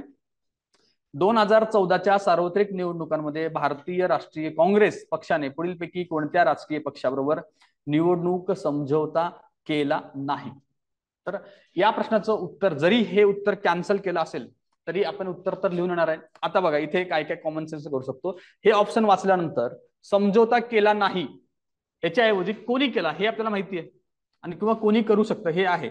राष्ट्रवादी काँग्रेस घेऊ शकता का तुम्ही? आता ड ऑप्शन जिथं नाहीये ते मी एलिमिनेट करेन, सॉरी जिथं आहे तिथं, बरोबर आहे. म्हणजे 2 आणि 4 मी एलिमिनेट करू. त्यांनी काय विचारलंय? निवडणूक समझोता केला नव्हता म्हणलं ना, त्यांनी राष्ट्रवादी बरोबर केला असणार आहे. त्यामुळं ड जिथं आहे ते मी एलिमिनेट केलं. आता राहिलं माझं अ, ई, फ. ड, ई, फ काय म्हणतंय? 3 मध्ये, हा सॉरी 3 मध्ये सुद्धा ड आहे. मग डायरेक्टली त्यांनी बोनस दिलाय का आपल्याला? येस, तो जर तुम्ही कॅन्सल केला तर आपल्याला उत्तर येतं अइफ. म्हणजे कोण म्हणते तो? डीएमके. ई कोण आहे? राष्ट्रीय जनता दल. आणि फ कोण आहे? झारखंड मुक्ती मोर्चा. पण हे प्रश्न कॅन्सल झाला वाटतं, त्याच्यामध्ये याच्यातलं अजून कोणीतरी त्यांच्याबरोबर असणार आहे. झारखंड मुक्ती मोर्चा नव्हता, होता का? ओके, ते बघून घ्या. 2014च्या इलेक्शन मध्ये स्वतंत्र कोणी लढले असे लिस्ट पण आपल्याकडे बघा. 14 मध्ये कोणी लढले, 19ला कोणी लढले, त्यांच्यातून हा प्रश्न आला असणार आहे. असं काहीतरी खूप अवघड करायला गेलं ना, तो प्रश्न कॅन्सलच होतो. ओके, आरजेडी पण आहे त्यांच्याबरोबर. ओके, म्हणजे एक्स्ट्रा आलेत का? 3 नाही, 14 जण असेल त्याच्यातले, त्याच्यामुळे तो कॅन्सल झाला असणार आहे. ओके, पुढे बघा. 15व्या लोकसभेच्या संदर्भात प्रादेशिक पक्ष, प्रभाव क्षेत्र राज्य आणि पक्षांच्या प्रमुख नेता यांचे अचूक उत्तर जोडा. ओके, आता भारतीय राष्ट्रीय लोकदल हरियाणा, ओम प्रकाश चौटाला. ओके, बिजू जनता दल बिहार, लालू प्रसाद यादव येईल का? आरजेडी पाहिजे, 1 नंबर आउट. भारतीय राष्ट्रीय लोकदल राजस्थान, वसुंधरा राजे. वसुंधरा राजे कुठले आहेत? बीजेपीचे आहेत ना. 2 नंबरचा ऑप्शन आउट करा. 3 नंबरला या. अच्छा, व्हेरी गुड. तर 4थ्या नंबरचा आपला इकडे ऑप्शनच नाहीये क्वेश्चन मध्ये, आणि उत्तर ते 4थच आहे. ओके, भारतीय राष्ट्रीय लोकदल हरियाणा, अजित सिंह बिजू जनता दल, सॉरी अजित सिंहला इथे आहे, पुढे बिजू जनता दल ओरिसा. ओम प्रकाश चौटाला आहेत का बिजू जनता दलचे? कोण आहेत बिजू जनता दलचे? पटनाईक. ओके, त्यामुळे 3रा सुद्धा आउट आहे. आणि आता आपण अज्युम करू की 4थं उत्तर असणार आहे. ओके, त्यामुळेच मॅडमने कट केलं ते. ओके, पुढे एस एन बालच्या मतानुसार, आता कोणीतरी एस एन बाल असतील, त्यांच्या मतानुसार मतदारांचे वर्तन निर्धारित करणाऱ्या पुढीलपैकी घटक कोणता? पुढीलपैकी कोणता घटक आहे? कोणते विधान बरोबर आहे म्हणजे? त्यांच्या मतानुसार मतदाराचे वर्तन निर्धारित करायचंय. ओके, तर फक्त एस एन बाल म्हणतात ते काय म्हणतात की उमेदवाराचा व्यक्तिगत प्रभाव, धर्म, पक्षनिष्ठ, आर्थिक स्थिती. ओके, याचं उत्तर आपण काय लिहिणार आहे? याचं उत्तर 1 आहे, ते सोडून द्या. याचं उत्तर फक्त 1 आहे, पण आपण काय लिहिणार आहे? आतापर्यंत आपल्या तयारीनुसार आपण काय लिहिलं पाहिजे? आता हे जे एस एन बाल आहेत ते काय आपल्या पुस्तकात नाही, कुठं वाचलेलं नाहीये. मी काय लिहिणार असतो? अ ब ड किंवा अ ब क मध्ये कंपॅरिझन केलं असतं. ओके, आता अ आणि ब कॉमन आहे, क वाचलं असतं मी. क काय? पक्षनिष्ठा. ओके, ड काय आहे? आर्थिक स्थिती. ओके, आता मी तुम्हाला या दोन्हीपैकी निवडायचं आहे. कशाला जास्त तुम्ही महत्व द्याल? पक्षनिष्ठा की आर्थिक स्थिती? मतदारांचा पक्षनिष्ठेशी संबंध असेल का? मतदारांचा संबंध पक्षनिष्ठेशी नसणार आहे, कार्यकर्त्यांचा संबंध पक्षनिष्ठेशी असेल ना. येतं का लक्षात? त्यामुळे मी इथे आर्थिक स्थितीला जास्त महत्व देईन, है ना. कार्यकर्त्यांचं असतं भाऊ दादा अण्णा वगैरे, आमदार मतदारांचा काय संबंध आहे? मतदार काय बघणार आहे? माझ्या आर्थिक स्थितीत तू काय फरक पाडलास.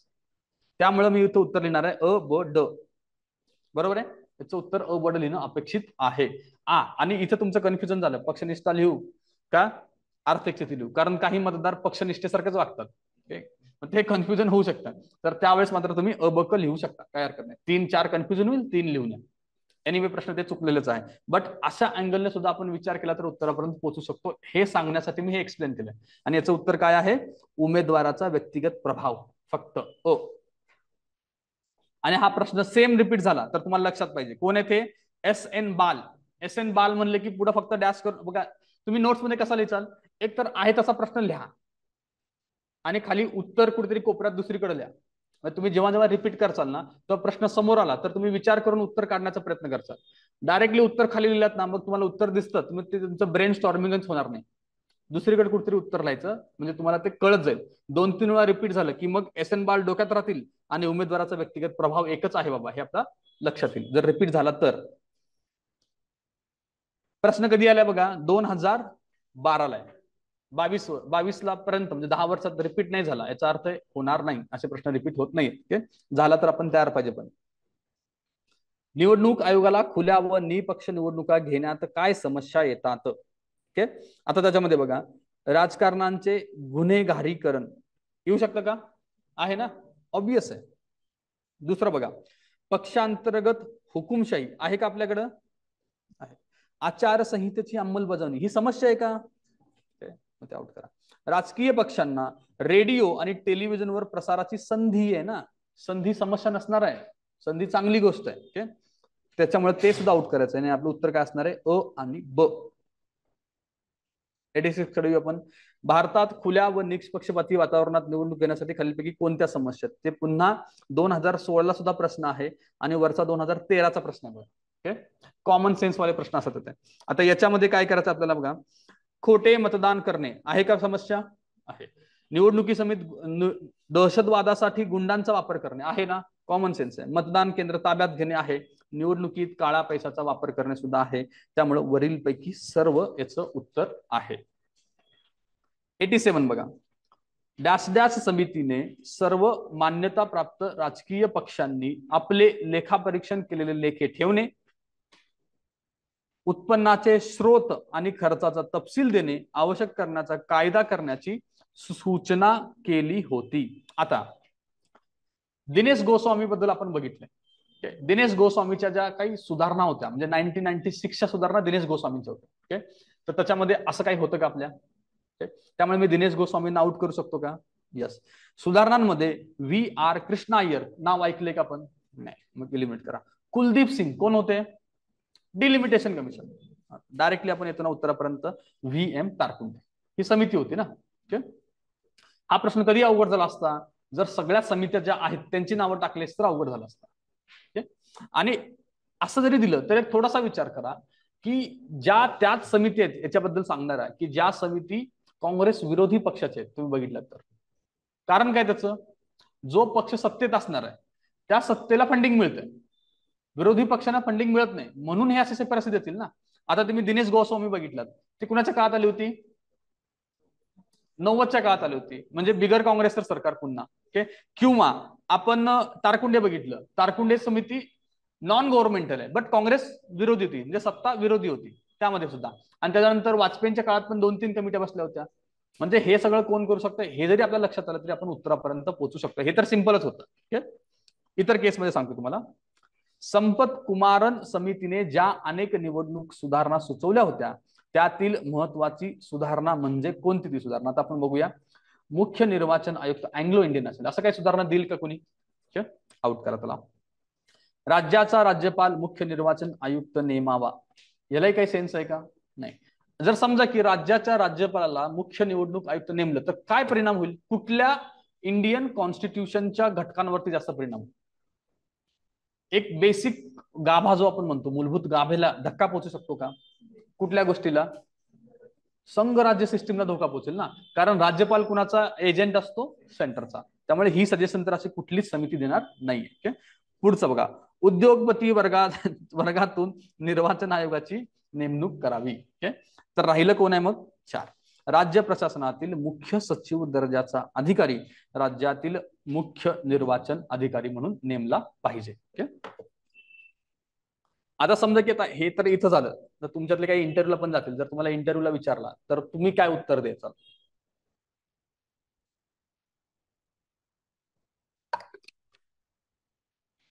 निवडणूक आयोगामध्ये काय काय सुधारणा केल्या पाहिजे? एक तर आपण पुस्तकातलं सांगितलं पाहिजे सुरुवातीला, त्यांना क्वालिफिकेशन सांगा. त्याच्यानंतर इतर निवडणूक आयुक्तांना सुद्धा त्यांच्या टर्मची सिक्युरिटी द्या. त्यांचा जो खर्च असतो तो संचित निधीतून करा. त्याच्यानंतर अजून काय दिलं पाहिजे? निवडणुका रद्द करण्याचा किंवा घेण्याचा अधिकार त्यांना द्या, काही जर अशा कंडिशन झाल्या तर. अजून काय तुम्ही सांगू शकता? निवडणूकची प्रक्रिया निश्चित करा. आता सगळ्यात संदिग्ध काय आहे? निवडणूक आयुक्ताला नेमण्याचा अधिकार गव्हर्नमेंटला, म्हणजे सेंट्रल गव्हर्नमेंटला. जरी राष्ट्रपती अपॉइंटमेंट करत असेल तर सजेशन कोण देणार आहे? Central government. मग तिथं ट्रान्सपरन्सी काय आणता येईल का? कशी आणता येईल? आपण अनेक ठिकाणी बघितलं ना, कमिटी असतात. त्या कमिटीमध्ये विरोधी पक्षांना पण स्थान आहे, सुप्रीम कोर्टाला पण कुठे कुठे स्थान आहे, बाहेरच्यांना पण स्थान आहे. मग अशी काही कमिटी आपण इथं नेमली तर ती जास्त योग्य राहील.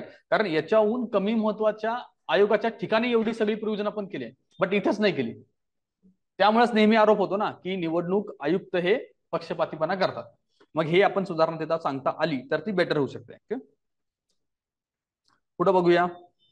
89वा प्रश्न. राज्यसभा लोकसभा यांच्या निवडणुकांचाच पुढीलपैकी कोणत्या गोष्टी समान आहेत? बरं, एक तर राज्यसभा आणि लोकसभेच्या निवडणुकीमध्ये करा, पुढीलपैकी कोणत्या गोष्टी समान आहेत असा प्रश्न. आता बघा, याच्यामध्ये 18 वर्ष पूर्ण केलेली नागरिक व्यक्ती मतदान करू शकते. राज्यसभेला 18 वर्ष पूर्ण झालेली असेल का? राज्यसभेला किती वर्ष पूर्ण झालेली असेल? कमीत कमी किती? राज्यसभेचे उमेदवारी किती आहे तेवढं वर्ष 30 आहे आपली. काय पुढे विजयी उमेदवाराला अर्ध्याहून अधिक मते मिळाली पाहिजेत. असं कुठंच नाहीये ना अर्ध्याहून अधिक वगैरे, ना लोकसभेला आहे ना राज्यसभेला आहे. त्यामुळे हे स्टेटमेंट पण नाही आहे. भारतीय निवडणूक आयोग या निवडणुका घेतो. कोण घेतो दोन्ही निवडणुका? भारतीय निवडणूक आयोग. प्रत्येक मताला समान मूल्य आहे हे तर चुकीचं आहे. त्यामुळे डायरेक्टली उत्तर काय येतं आपलं? क योग्य आहे. 90 या लोकसभेसाठी महाराष्ट्राचे अनुसूचित जाती आणि अनुसूचित जमातींचे किती मतदारसंघ राखीव आहेत? किती आहेत? 5 आणि 4. लोकनायक जयप्रकाश नारायण यांच्या बाबतीत काय खरे आहे? तर हा प्रश्न ऍक्च्युली आहे ना पक्ष या टॉपिक मधला आहे. काही प्रश्न पक्षातले तुम्हाला इकडे दिसतील आणि इकडचे तिकडे पण दिसतील. दोन्ही रिलेटेड प्रश्न आहेत. ते काँग्रेस समाजवादी पक्षाचे महासचिव होते ना? बरोबर घ्या. त्यांनी 1965 साली सक्रिय राजकारणातून त्याग केला होता. सक्रिय राजकारणाचा तरी त्याग केला होता का? 1965 ला केलता की 55 ला केलता? 55 ला केलता, हे लक्षात ठेवा. 1955 ला त्यांनी केला होता. त्यामुळे हे स्टेटमेंट चुकीचं आहे. त्यांनी भूदान आंदोलनात सहभाग घेतला असेल ना? कॉमन सेन्स आहे. ते आणीबाणीच्या विरोधात प्रतीक होते. आता बघा तुम्हाला हे 65 55 आहे वगैरे काही माहिती नाही तरी पण उत्तरापर्यंत आपण पोहोचू शकतो, कारण ऑल ऑफ द अबव इथे नाहीये. तर बाकीचे 3 स्टेटमेंट जास्त योग्य आहे. त्यामुळे त्या स्टेटमेंटला आपल्याला एलिमिनेट करायचं आहे. भारतातील इलेक्ट्रॉनिक मतदान यंत्रणा संबंधी पुढील विधाने वाचा आणि त्यांच्यातील योग्य विधाने निवडा. 92वा प्रश्न आपला बघा. बोगस मतदान आणि मतदान केंद्र ताब्यात घेण्याचे प्रकार. काय प्रश्न आहे? इलेक्ट्रॉनिक मतदान यंत्रणा संबंधित पुढील विधाने वाचायची आहेत आपल्याला. ओके, आणि त्याच्यानुसार योग्य काय आहे ते निवडायचं आहे. ओके, आता जर आपण पहिलं बघितलं तर बोगस मतदान आणि मतदान केंद्र ताब्यात घेणे हा प्रकार इलेक्ट्रॉनिक मतदानामुळे कमी झालाय का? कमी होऊ शकतो ना, म्हणजे तो प्रो वाला पॉइंट आहे. पुढे मतदान पत्रिका पद्धतीपेक्षा अशिक्षित लोकांना ईव्हीएम पद्धत अधिक अवघड वाटते. अवघड वाटेल का सोपी वाटेल? आधी उलट अवघड होतं ना, ते पेपर घ्या, ते सिक्का मारा, मग टाका वगैरे. इथं बटन तर दाबायचं. ओके, त्यामुळे ब स्टेटमेंट जर काढलं तर डायरेक्टली आपण उत्तरापर्यंत पोहोचतो का? बघा ब तिन्हीकडे आहे. उत्तर क्रमांक 4 अ कडपर्यंत आपण पोहोचतो. ओके, पुढचं स्टेटमेंट. मतदान पत्रिका पेट्यांपेक्षा ईव्हीएम ची ने-आण करणे तुलनेने सुलभ आहे. ओके, 2004च्या सर्वसाधारण निवडणुकांमध्ये भारतात ई लोकशाही सुरू झाली. ओके, ठीक आहे. पुढील पैकी कोण सन 2014च्या सार्वत्रिक निवडणुकीसाठी इलेक्ट्रॉनिक वोटिंग मशीन तयार करण्यात सहभागी होते? बघितले आपण ऑर्गनायझेशन. कोण कोण होते? Election commission of India. But ठीक आहे, तो बाय डिफॉल्ट असला पाहिजे. त्याच्यानंतर पुढचा मुद्दा बघा. भारत इलेक्ट्रॉनिक्स लिमिटेड बेंगलुरू असला पाहिजे का? Yes. Defence research and development ऑर्गनायझेशनचा काय संबंध आहे का? नाही. नॅशनल इलेक्ट्रॉनिक्स कॉर्पोरेशन नवी दिल्ली असलं काही आपण बघितले का? नाही. त्याच्यानंतर आहे इंडियन इलेक्ट्रिक्स लिमिटेड चेन्नई, हे पण नाही आहे. Electronic corporation of India limited Hyderabad हे आहे. त्याच्यामुळे उत्तर काय आपलं? ए, बी आणि आर. खाली एफ दिले, एफ करा त्याला, ए, बी, एफ करा. 94 बघा. भारतातील निर्वाचन आयोगाने निवडणूक प्रक्रियेत बदल घडवत असताना इलेक्ट्रॉनिक मतदान यंत्रणाचा वापर केला. आता बरं, इलेक्ट्रॉनिक मतदान आल्या म्हणून आपण थोडंसं बघू की जर तुम्हाला असं विचारलं, हे वाद नेहमी होतात ना, इंटरव्ह्यूत विचारलं तर इलेक्ट्रॉनिक ईव्हीएम मेथड वाली जी वोटिंग मेथड आहे ती सेफ आहे का? तुमचं काय मत असणार? एक तर तुम्ही इंटरव्ह्यू मध्ये क्लिअर कट मतदान दिलं असं उत्तर दिलं पाहिजे बरं का. येस तर त्याची कारण, नो तर त्याची कारण. काय देताल तुम्ही उत्तर? आहे तर मग कसं? सेफ आहे तुमचं म्हणणं असेल तर मग त्या सेफला काहीतरी तुमचं हे पाहिजे ना, कशा पद्धतीने ते सेफ आहे. कारण खूप साऱ्या लोकांनी काय क्लेम केलं होतं की तुम्ही ब्ल्यूटूथने सुद्धा त्याला हॅक करू शकता किंवा हॅकर्स वेगवेगळ्या पद्धतीने त्याला हॅक करतायत. काही ठिकाणी तर असे उदाहरण याचे, मी दाबले एका पक्षाला, ते रिसीट आली वेगळ्याच पक्षाची, असे पण किस्से झाले. मग त्याला तुम्ही उत्तर कसं द्याल? कुठल्या कुठल्या लेवलला सिक्युरिटी आहे? तर याचा एक व्हिडिओ युट्यूबला पण आहे आणि गुगलला पण आहे. त्याचा स्वतः इलेक्शन कमिशनने सांगितलं की कसं सगळं सेफ आहे. ते एकदा बघून घेतलं ना तर ते बघू शकतो. It can not be connected to the any other device, हे त्यांचं मत आहे इलेक्शन कमिशन ऑफ इंडियाचं. आपण ते कोट करू शकतो की इलेक्शन कमिशन ऑफ इंडियाने काय सांगितलं की तुम्ही ईव्हीएमला कुठल्याही डिव्हाइसने कनेक्ट करू शकत नाही. बट काही लोकांनी क्लेम केलं होतं की आम्ही करू शकतो म्हणून. ते आपण ते सांगू शकतो. किंवा अजून दुसऱ्या गोष्टीने त्याच्यातल्या चिप कसा डेव्हलप झालेला आहे, तर मग M1 M2 पेक्षा M3 कसं बेटर आहे, या सगळ्या गोष्टी वाचून आपण त्यांना सांगितलं तर ते होऊ शकतं. असं काही नाहीये की तुम्ही तेच मत सांगितलं पाहिजे. होऊ शकतं, ह्याला पण तुमच्याकडे चांगलं रिझनिंग असेल तर ते सांगा. बट बेटर उत्तर आहे की सर नाही होत, कारण ते दिसतंय सुद्धा ना आपल्याकडे. तसं जर झालं असतं सत्ताधारी सगळीकडे निवडून आले असते, आणि लोकशाहीतला तो गाभाच आहे, त्याच्यावरती आपण डाऊट नाही घेतलं पाहिजे. ओके. आणि जर आपण प्रशासनात जात असताना असा जर डाऊट घेत असेल तर मग निगेटिव्ह वाला पर्सन इमेज जाते. तर जास्तीत जास्त प्रो सरकार बोलण्याचा आपण प्रयत्न करायचा. हा, काही ठिकाणी नाही तर नाहीच बोलायचं. ओके. जास्तीत जास्त तो एक लक्षात घ्यायचा मुद्दा, प्रो सरकार बोलायचं. आवडत नसलं तरी कधी कधी बोलावं लागणार आहे.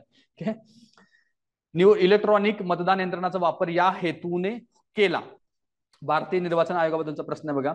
निवडणुकीतील बोगस मतदानाची प्रवृत्ती टाळण्यासाठी, ठीक आहे, बोगस मतदान टाळता येतं. दुसरं, जलद निवडणुका घेता येतात का? येस. निवडणूक प्रक्रिया सुलभ झाली आहे का? येस. निवडणूक प्रक्रियेवरती शासनाचा अंकुश राहावा असं काही नसतं. त्यामुळे उत्तर काय पाहिजे आपलं? बघ. ओके.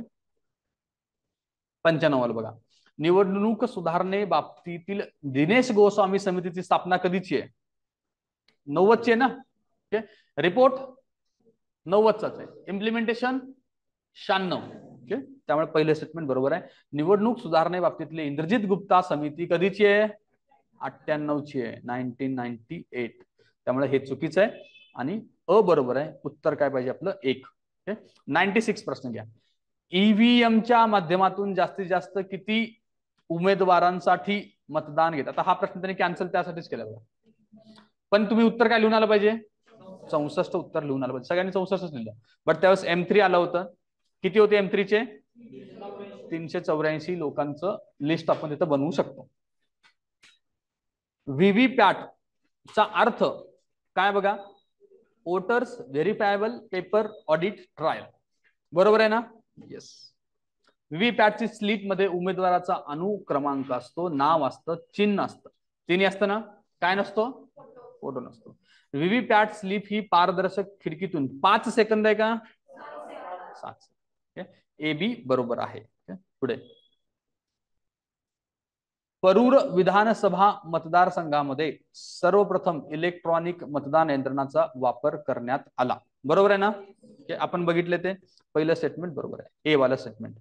बी बघा. इलेक्ट्रॉनिक मतदान यंत्राचा सर्वप्रथम वापर मे 1982 मध्ये केला. आता तुम्हाला काही माहिती आहे नाही माहिती माहित नाही, आपण किती बघितलं होतं? 82. मे वरती आपण डाऊट घेणार आहे का? नाही. निवडणुकीमध्ये ईव्हीएमचा वापर करण्याचा भारत निवडणूक आयोगाला अधिकार देण्याचे नवीन कलम 66A हे डिसेंबर 1989 मध्ये लोकप्रतिनिधित्व कायदा 1951 मध्ये जोडण्यात आला. या स्टेटमेंटला तुम्ही योग्य पकडणार आहात का रॉंग पकडणार आहात? निवडणूक सुरू झाली ना, मग कुठं आली पाहिजे? 51 मध्ये. तर या स्टेटमेंटला मी बरोबर घेऊन जाणार आहे.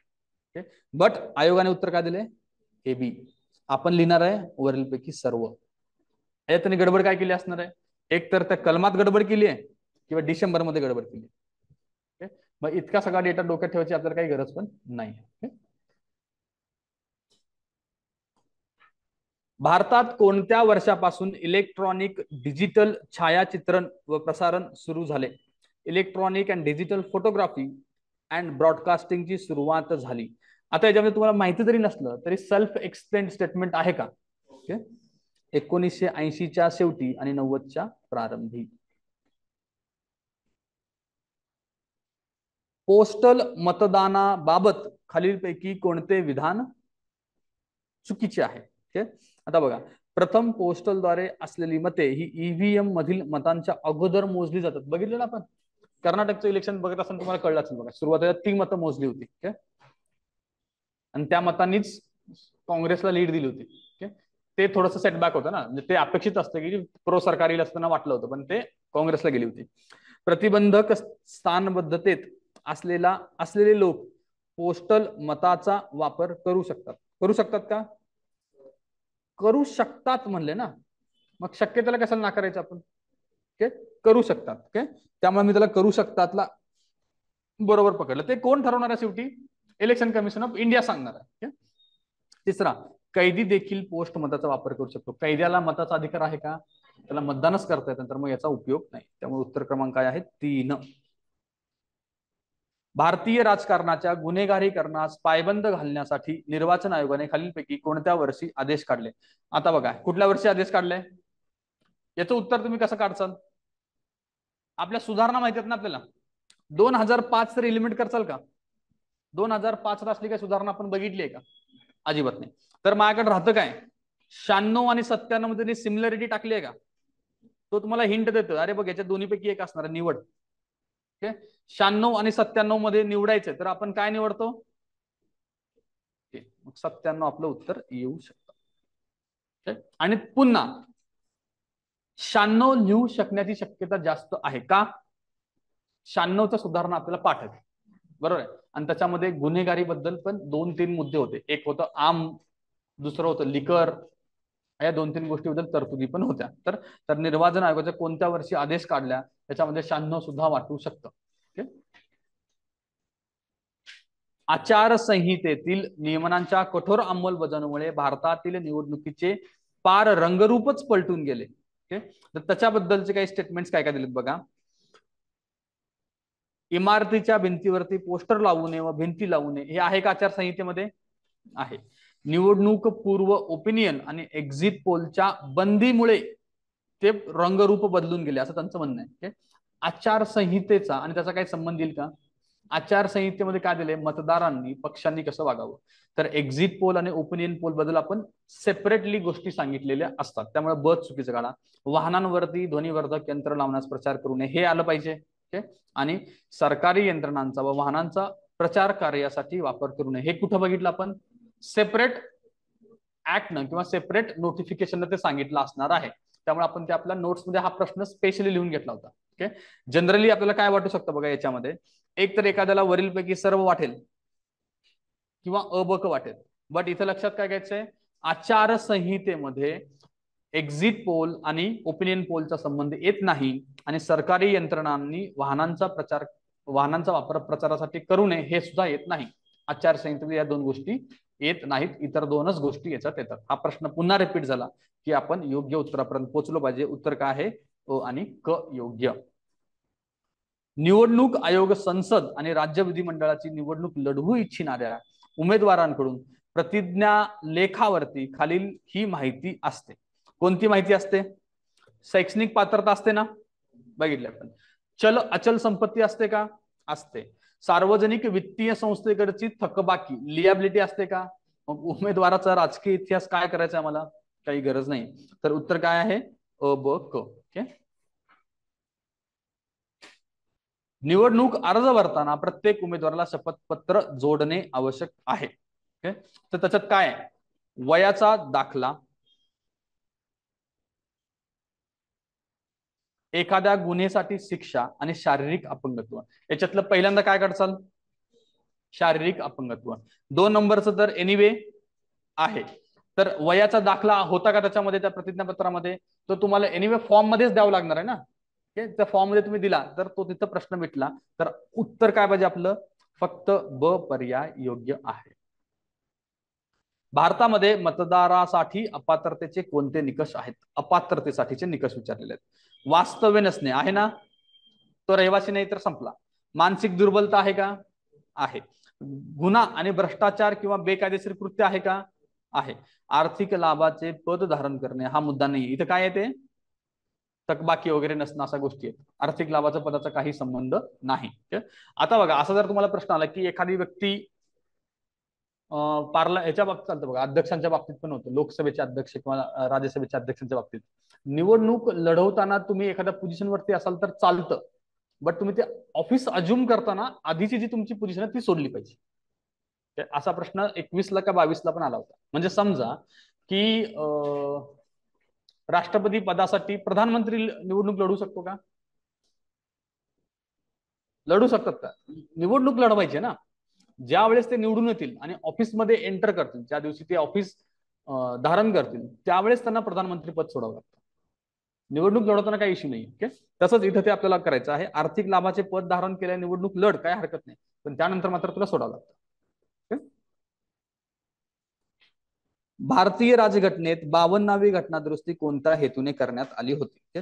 पक्षांतरला आळा घालणे, बरोबर आहे. उमेदवाराची वयोमर्यादा कितवी घटनादुरुस्ती आहे? एक्सच. निर्वाचन प्रक्रियेतला बदल असं काही नाहीये. निवडणूक आयोग बहुपर्यायी, याला काही घटनादुरुस्तीची गरज नाही. योग्य काय आहे आपलं? 1985च्या पक्षांतर बंदी कायद्याने हा प्रश्न पुन्हा आहे तसा रिपीट झाला होता. तर या प्रश्नाचं उत्तर काय होतं आपलं? ब क ड. कारण संपूर्ण पक्षांतरवरती बंदी नव्हती, 1/3 अलाउड होतं. 85 म्हणलं, नीट व्यवस्थित लक्षात घ्यायचं. 85 म्हणजे 52 आला. पक्षाशी विलिनीकरणासंदर्भात कोणते विधान बरोबर नाही म्हणलेलं आहे. सदर संसद सदस्यांचे ज्या पक्षामध्ये विलिनीकरण झाले आहे तो पक्षाचा सदस्य बनतो. बर, पुढे बघूया पुढच्या स्टेटमेंटला. जर विलिनीकरणास मान्य नसेल तर सदस्य अपात्र ठरतो. बरोबर नाही आपल्याला शोधायचं बरं का.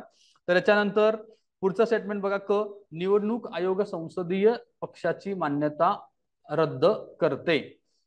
त्याच्यानंतर संसद पक्षाच्या 2/3 सदस्यांनी जर विलिनीकरण मान्य केले तरच ते घडते. आता हे विलिनीकरणाबद्दल चाललंय. संसद पक्षाच्या 2/3 सदस्यांनी, आता हे कुठल्या बाबतीत चाललंय आणि काय चाललंय हे लक्षात येत नसेल तर आपण हे 91st अमेंडमेंटच्या अँगलने विचार करू शकतो का? आता सगळं वाचल्यानंतर मला कळलं की ह्यांनी 91st अँगलने काहीतरी विचार करायला सुरुवात केलेली आहे. तर त्याच्यामध्ये बघा, सदर सदस्य संसद सदस्याचे ज्या पक्षामध्ये विलिनीकरण झाले आहे तो पक्षाचा सदस्य बनतो. बरोबर आहे. आता समजा की 2/3 स्प्लिट झाले, मी ज्या पक्षात गेलो त्या पक्षाचा बनणार आहे. हे स्टेटमेंट माझं बरोबर आहे. तर लगेच मी खाली आल्यानंतर अ ब आणि अ आउट केलं. खाली या. अशा अवघड प्रश्नांच्या वेळेस जात असताना या गोष्टी करा. त्यांनी काय मला सांगितले? बरोबर नाही शोधायला सांगितले आणि मी अ ला काय म्हणतोय? बरोबर आहे म्हणतोय. त्याच्यानुसार मी 1 नंबरचं आणि 3 नंबरचं इलिमिनेट केलं आहे. आता माझ्याकडं माझ्या उत्तरामध्ये एनिवे क येणार आहे कारण दोन्हीकडे क आहे. आता प्रश्न फक्त राहिला कुणाचा? ब चा. ब स्टेटमेंट काय म्हणतो? जर विलिनीकरण मान्य नसेल तर सदस्य अपात्र ठरतो. हे कोण ठरवणार आहे विलिनीकरण मान्य आहे की नाही? तो पक्षाचा संबंध नाही, तर कोण ठरवणार आहे? सभापती ठरवले ना, त्याच्याकडे ते अधिकार आहेत. ज्या पक्षात गेले तो त्या पक्षाचा एक सदस्य म्हणलं की आम्हाला हे मान्य नाही, त्याच्या मताला काय व्हॅल्यू आहे का? त्याच्या मताला काहीच व्हॅल्यू नाही. हे जरी लक्षात येत नसेल तरी आपण काय केलं पाहिजे? ब क आणि क मध्ये पुन्हा तुम्ही स्टेटमेंट्सला योग्य घेऊन जाण्याच्या अपोजिट मध्ये गेला तर हे उत्तर येणार आहे. नाहीतर मी इथं काय लिहिलं असतं? क लिहिलं असतं. क का लिहिलं असतं? हे उत्तर कशी काढायची हे डोक्यात ठेवा. इथे चुकतंय म्हणून अँगल बदलायचं नाही, चुकू दे. मी काय केलं असतं? मॅक्झिमम स्टेटमेंटला बरोबर धराची माझा एक ऍटिट्यूड आहे किंवा आपला अप्रोच आहे. तिथं मी क लिहिलं असतं कारण त्यांनी बरोबर नाही म्हणलंय, उलटा विचार करतो इथं. त्यामुळे मी क लिहून आलं असतं. पण याचं उत्तर काय आहे? ब आणि क. येते का लक्षात? आत्ताचं कन्फ्युजन क्लिअर झालं का? मिनिमम रिजेक्शनचं थोडंसं अपोजिट मध्ये जाऊन उत्तर काढायचं आहे. 109 बघा. बीजेपी, शिवसेना, राष्ट्रीय जनता दल, शिरोमणी अकाली दल किती सीट होते? याच्यातल्या शिवसेना माहिती आहे किती असायला पाहिजे? 18. म्हणजे ब ला 4. ब ला 4 कुठे आहे? 2 ठिकाणी आहे. मग काय केलं पाहिजे आपण? 1 आणि 2 इलिमिनेट केलं पाहिजे. हीच मेथड फॉलो करा नेहमी. स्टेटमेंट बघायचं आणि खाली जायचं डायरेक्टली. पुढे बघा, भाजपा काय असणार आहे? 303. तर मग एक जनता दल युनायटेड आणि शिरोमणी अकाली दल आता राहिलेले आहेत. तर आता मला सांगा की जनता दल युनायटेड जेडीयू आणि शिरोमणी अकाली दल यांच्यात कंपॅरिझन करताना कुणाला जास्त असणार आहेत? बरोबर आहे. त्याच्यानुसार आपण जेडीयू ला जर आपण 16 जोडलं तर आपण उत्तरापर्यंत जाऊ शकतो 3. योग्य विधान निवडायला सांगितलेत. लोकसभा निवडणुकीची अधिसूचना भारत निवडणूक आयोग जाहीर करते का? आणि विधानसभेची मात्र राज्य निवडणूक आयोग जाहीर करते असं त्यांचं म्हणणं आहे. कोण करतं दोघांचं? त्यामुळं ए योग्य आहे. पुढचा, योग्य कथने ओळखा. इलेक्ट्रॉनिक वोटिंग मशीनची निर्मिती electronic corporation of India Hyderabad आणि भारत इलेक्ट्रॉनिक लिमिटेड बेंगलोर येथे झाली आहे. बरोबर आहे ना? ईव्हीएम एक कंट्रोल युनिट मध्ये जास्तीत जास्त 62 किती होते? 64 होता. तर आता ब बघा, ब इलिमिनेट केले की उत्तरापर्यंत पोहोचतो का आपण? अ आणि ई पर्यंत पोहोचतो. खालचे स्टेटमेंट वाचायची गरज नाही. 112 2014 मध्ये झालेल्या नागालँडच्या नोक्सेन विधानसभा मतदारसंघाच्या निवडणुकीत व्हीव्हीपॅटचा प्रथम वापर करण्यात आला होता. ओके, व्हीव्हीपॅटचा वापर करण्यात आला होता. नोक्सेकला काय केलं आपण? नोटा केलं ना. ओके, त्यामुळे हे करा. आणि व्हीव्हीपॅट कुठे गेलं? नोट्स मध्ये येते, एकदा पुन्हा बघून घ्या. ती लिस्ट बनवून घ्या. 2014च्या लोकसभा निवडणुकीत भारतातील 12 निवडक. अच्छा, 2013ला केलं का? नोक्सेकला व्हीव्हीपॅट आहे काय नोटा आहे? नोट आहे ना नोक्सेकला. नोट्स मध्ये एकदा बघून घ्या. नोक्सेकला आपण व्हीव्हीपॅट केले काय नोटा केले? व्हीव्हीपॅट आहे. आणि नोटा कुठे केले? आरएमडी वालेत का ते? बर, मग एक आता आपण कन्फ्युजन क्लिअर करू की व्हीव्हीपॅटचा पहिल्यांदा उपयोग आपण कुठे केलाय? नोक्सेकला. पण या स्टेटमेंट मध्ये त्यांनी काय चुकीचे केले? 2014 चुकीचे केले, तिथे 2013 करा. आपलं कन्फ्युजन नोटासाठी चालतात. नोटा कुठं आपण वापरला पहिल्यांदा?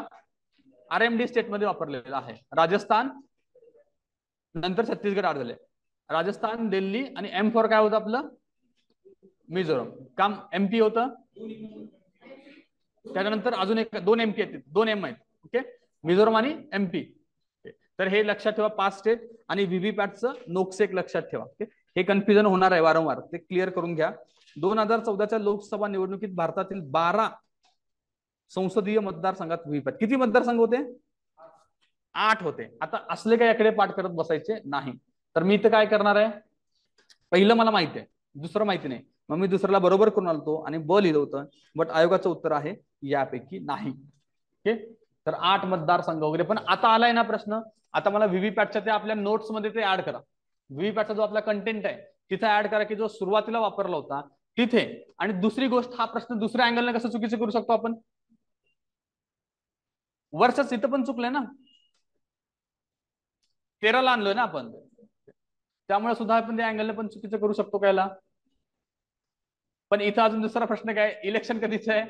14चं. ओके, त्यामुळं 8 हे इथं असायलाच हवं. ओके, त्यामुळे 12च्या ठिकाणी 8 आहे, तर ते तुम्हाला नोट्स मध्ये ते ऍड करून घ्या. ओके, अयोग्य कथन सांगा. भारताचे मुख्य निवडणूक आयुक्तांची नेमणूक राष्ट्रपती द्वारा होते. बरोबर आहे.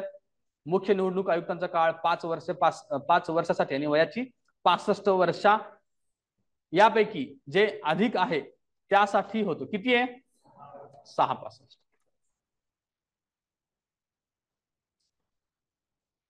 आता याच्यामध्ये गडबड कशी बघा, या प्रश्नामध्ये अजून काय गडबड आहे? तिसरं वाचा. मुख्य निवडणूक आयुक्तांचा दर्जा भारताच्या सर्वोच्च न्यायालयाच्या न्यायाधीशांचा इतका दर्जा आहे. हे एकदा त्यांनी चुकीचं म्हणलंय ना, तर मग उत्तर 3 पण येऊ शकतं आणि 4 पण येऊ शकतं. मग याला खूप जणांनी क्लेम केलं होतं, पण आयोगाने उत्तर काय दिलेलं आहे? 2च ठेवलेलं आहे.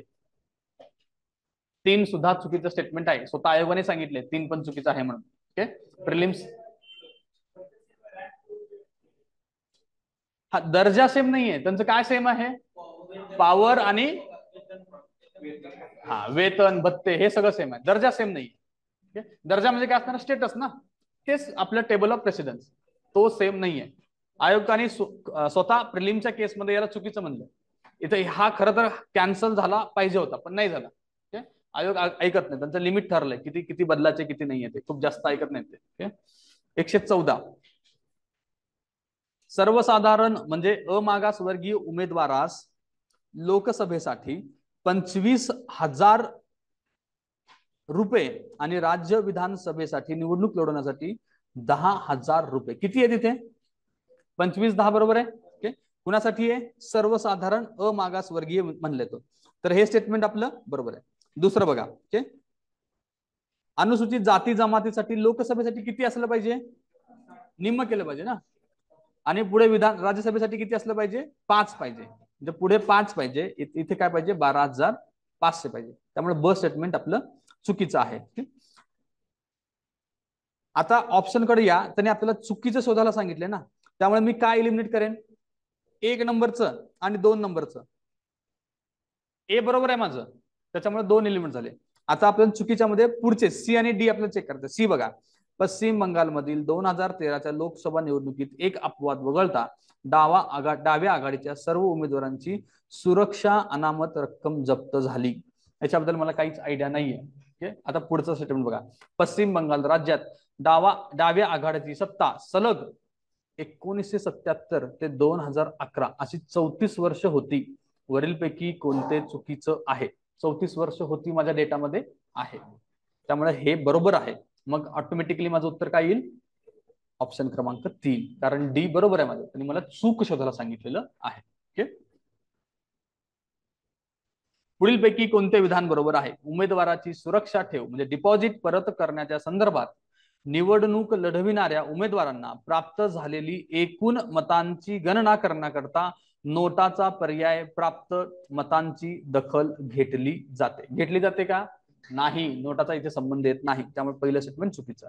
जर नोटा हा पर्याय निवडणाऱ्या मतदारांची संख्या ही कोणत्याही उमेदवाराला प्राप्त मतांपेक्षा जास्त असली तरी बहुसंख्य मते प्राप्त करणारा उमेदवार विजयी झाल्याचे घोषित करतो. बरोबर आहे, हे स्टेटमेंट योग्य आहे. म्हणून आपण काय म्हणतो नोटाला?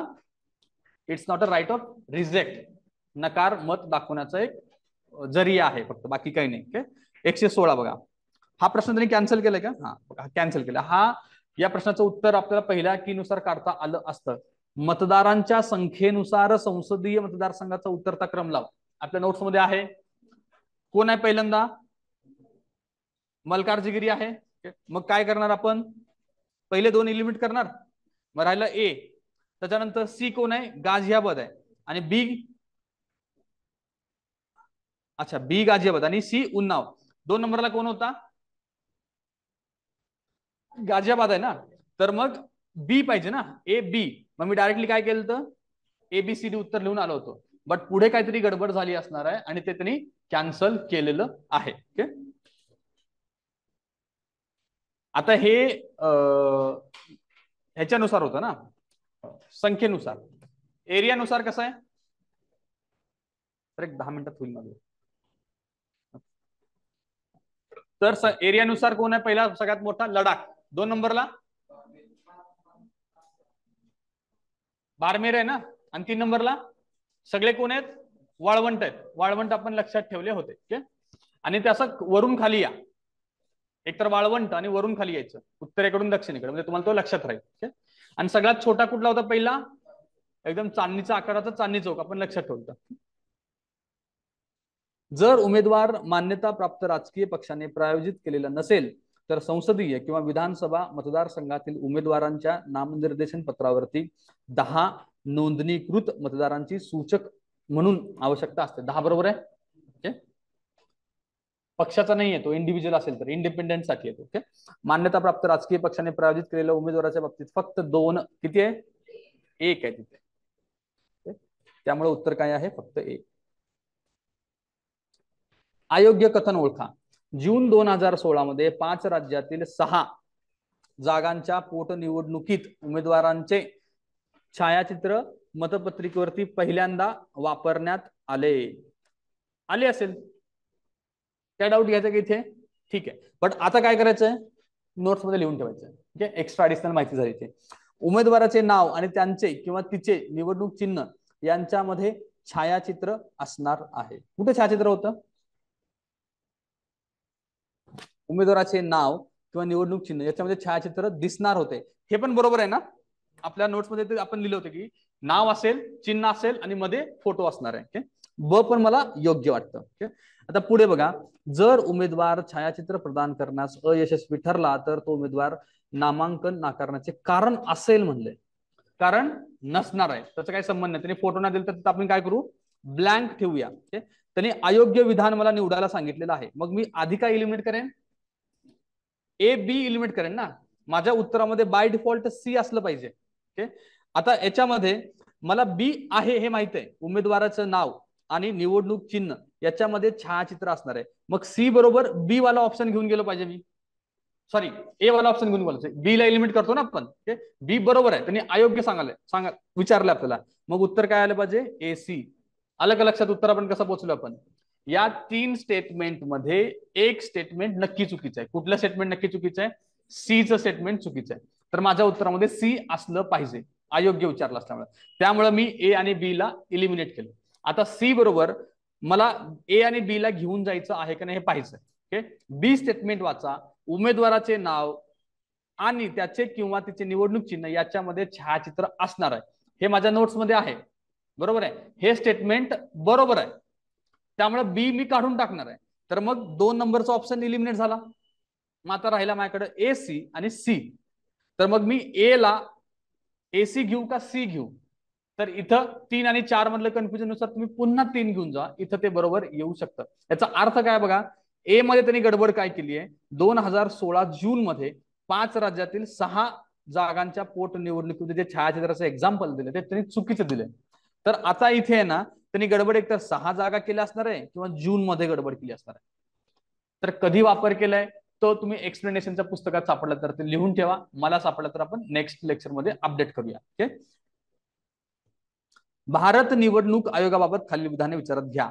भारतीय संविधानाच्या अनुच्छेद 323 आयोगाशी संबंधित आहे. 324 पाहिजे ना तिथे, काहीतरी यांनी गडबड केलेली आहे त्यामुळे ते चुकीचे. 323 ला काय येतं, 323 ए आणि 323 बी आपले ट्रिब्युनल्स, ऍडमिनिस्ट्रेटिव्ह ट्रिब्युनल्स आहेत. निवडणूक आयोग त्रिसदस्यीय आहे, त्रिसदस्यीय आहे ना. इथे त्यांनी असं काय म्हणलंय का, कॉन्स्टिट्यूशन नुसार त्रिसदस्यीय आहे वगैरे असं काही म्हणलं नाहीये, त्यामुळे ते बरोबर आहे. मुख्य निवडणूक आयुक्त इतर निवडणूक आयुक्तांची नेमणूक करतात. करतात का? कोण करतं? सगळे राष्ट्रपती करतात. आणि विधान कुठली बरोबर हे मला ओळखायचं आहे, तर फक्त ब बरोबर आहे. 2022च्या गोवा विधानसभा निवडणुकीत भाजपाला 20 जागा मिळाल्या. ठीक आहे, हे तुम्हाला माहिती असण्याचं कारण नाहीये, मिळू शकले असतील. मी त्याला काय म्हणणार आहे, असेल बाबा, मी त्याला ठीक आहे म्हणलं. गोवा विधानसभेच्या एकूण सदस्यांची संख्या 42 आहे. किती आहे? हे स्टेटमेंट तर मी चुकीचं करू शकतो ना. ठीक, मग उत्तर काय पाहिजे, योग्य विचारले ना. योग्य विधान मी काय लिहिलं पाहिजे, ए. हा प्रश्न, या प्रश्नाचं उत्तर ओनली बी दिलंय, मला हे चुकीचं वाटतंय. उत्तर काय पाहिजे, ए पाहिजे. कुणाकडे तुमच्याकडे पीवायक्यूचं वेगळं पुस्तक आहे का, त्यात एकदा हा प्रश्न चेक करा.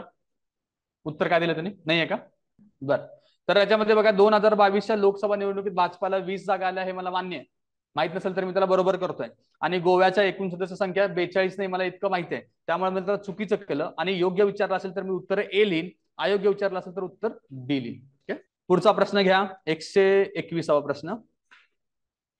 प्रतिस्पर्धी वृत्तपत्रात राजकीय बातम्या समान सामग्रीसह प्रकाशित होतात, अशा अहवालांना पेड न्यूज म्हणायचं. आता हे निवडणुकी संबंधित पण पेड न्यूज येतं आणि प्रसार माध्यमांमधला पण प्रश्न आपण पकडू शकतो. ओके, तर आपण पेड न्यूज कशाला म्हणायचं, प्रतिस्पर्धी वृत्तपत्रात राजकीय बातम्या समान सामग्रीसह प्रकाशित होतात, म्हणजे public news published in the competing newspaper with a similar content strongly suggests such a report to be paid news. आपण बघितलं होतं ना, ती जाहिरात वाटतच नाही, ती काय वाटते, न्यूज वाटते.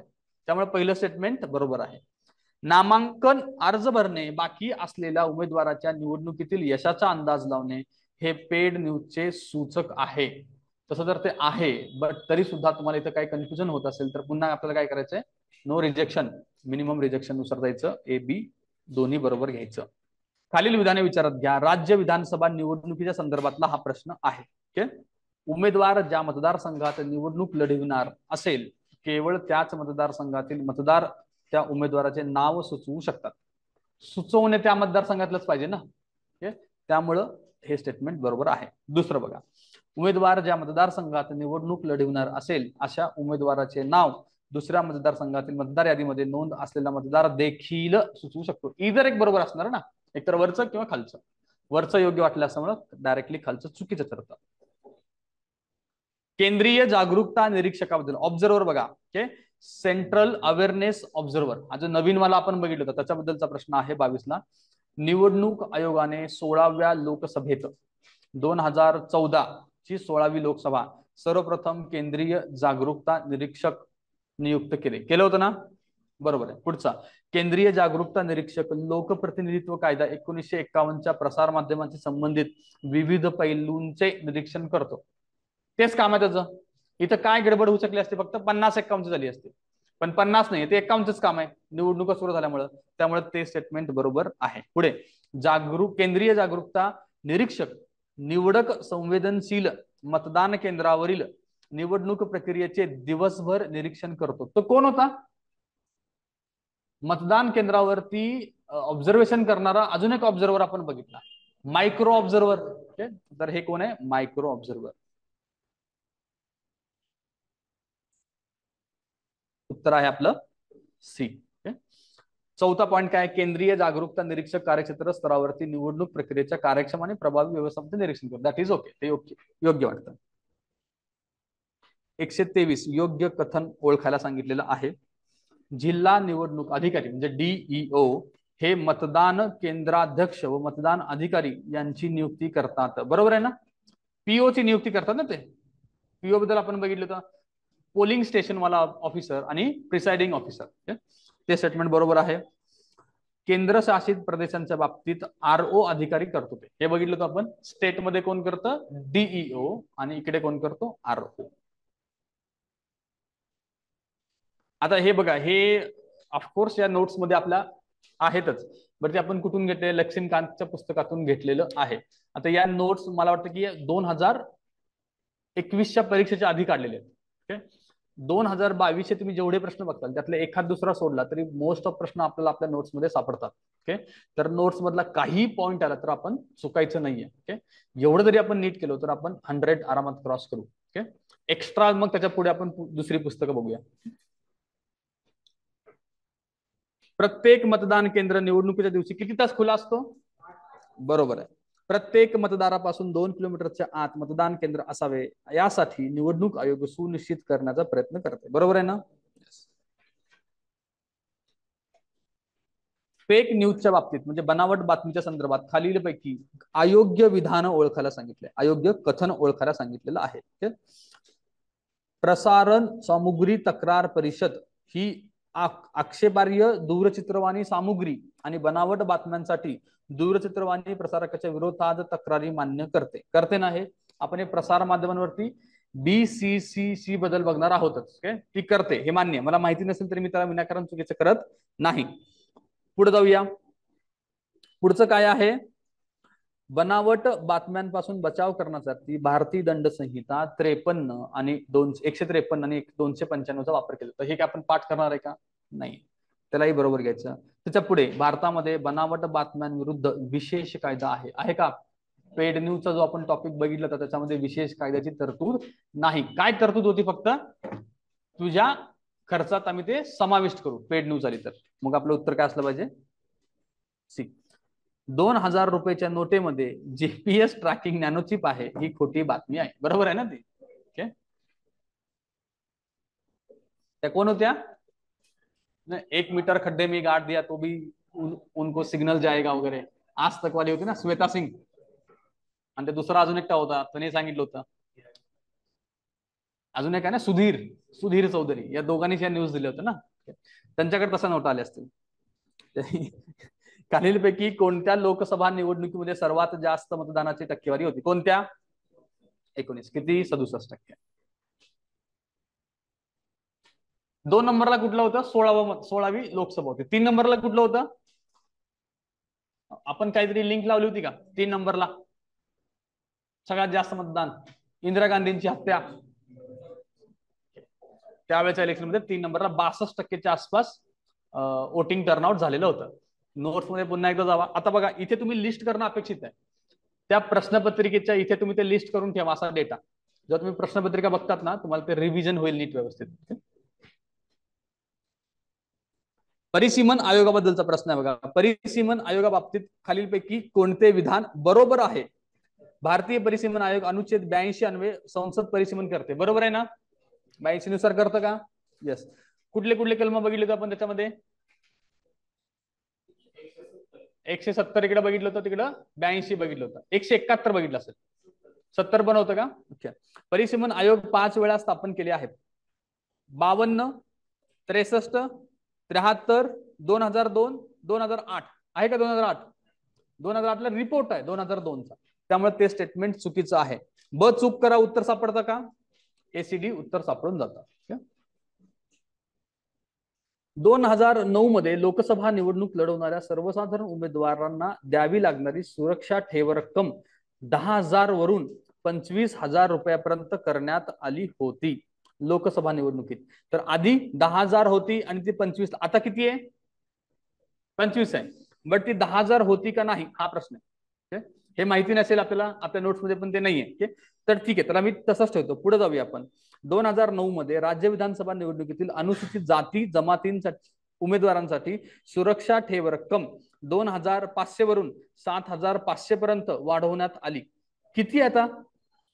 5,000 आहे. मग हे स्टेटमेंट तर मी चूक करू शकतो का?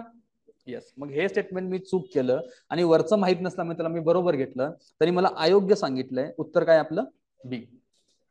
मग आता फक्त लक्षात घ्या, जिथं आपण ते डिपॉझिट लिहिलेलं आहे तिथे ही एक ऍडिशनल माहिती टाका. हे चेंज कधी झाले? 2009 ला झालेलं आहे. पुढचा प्रश्न बघा.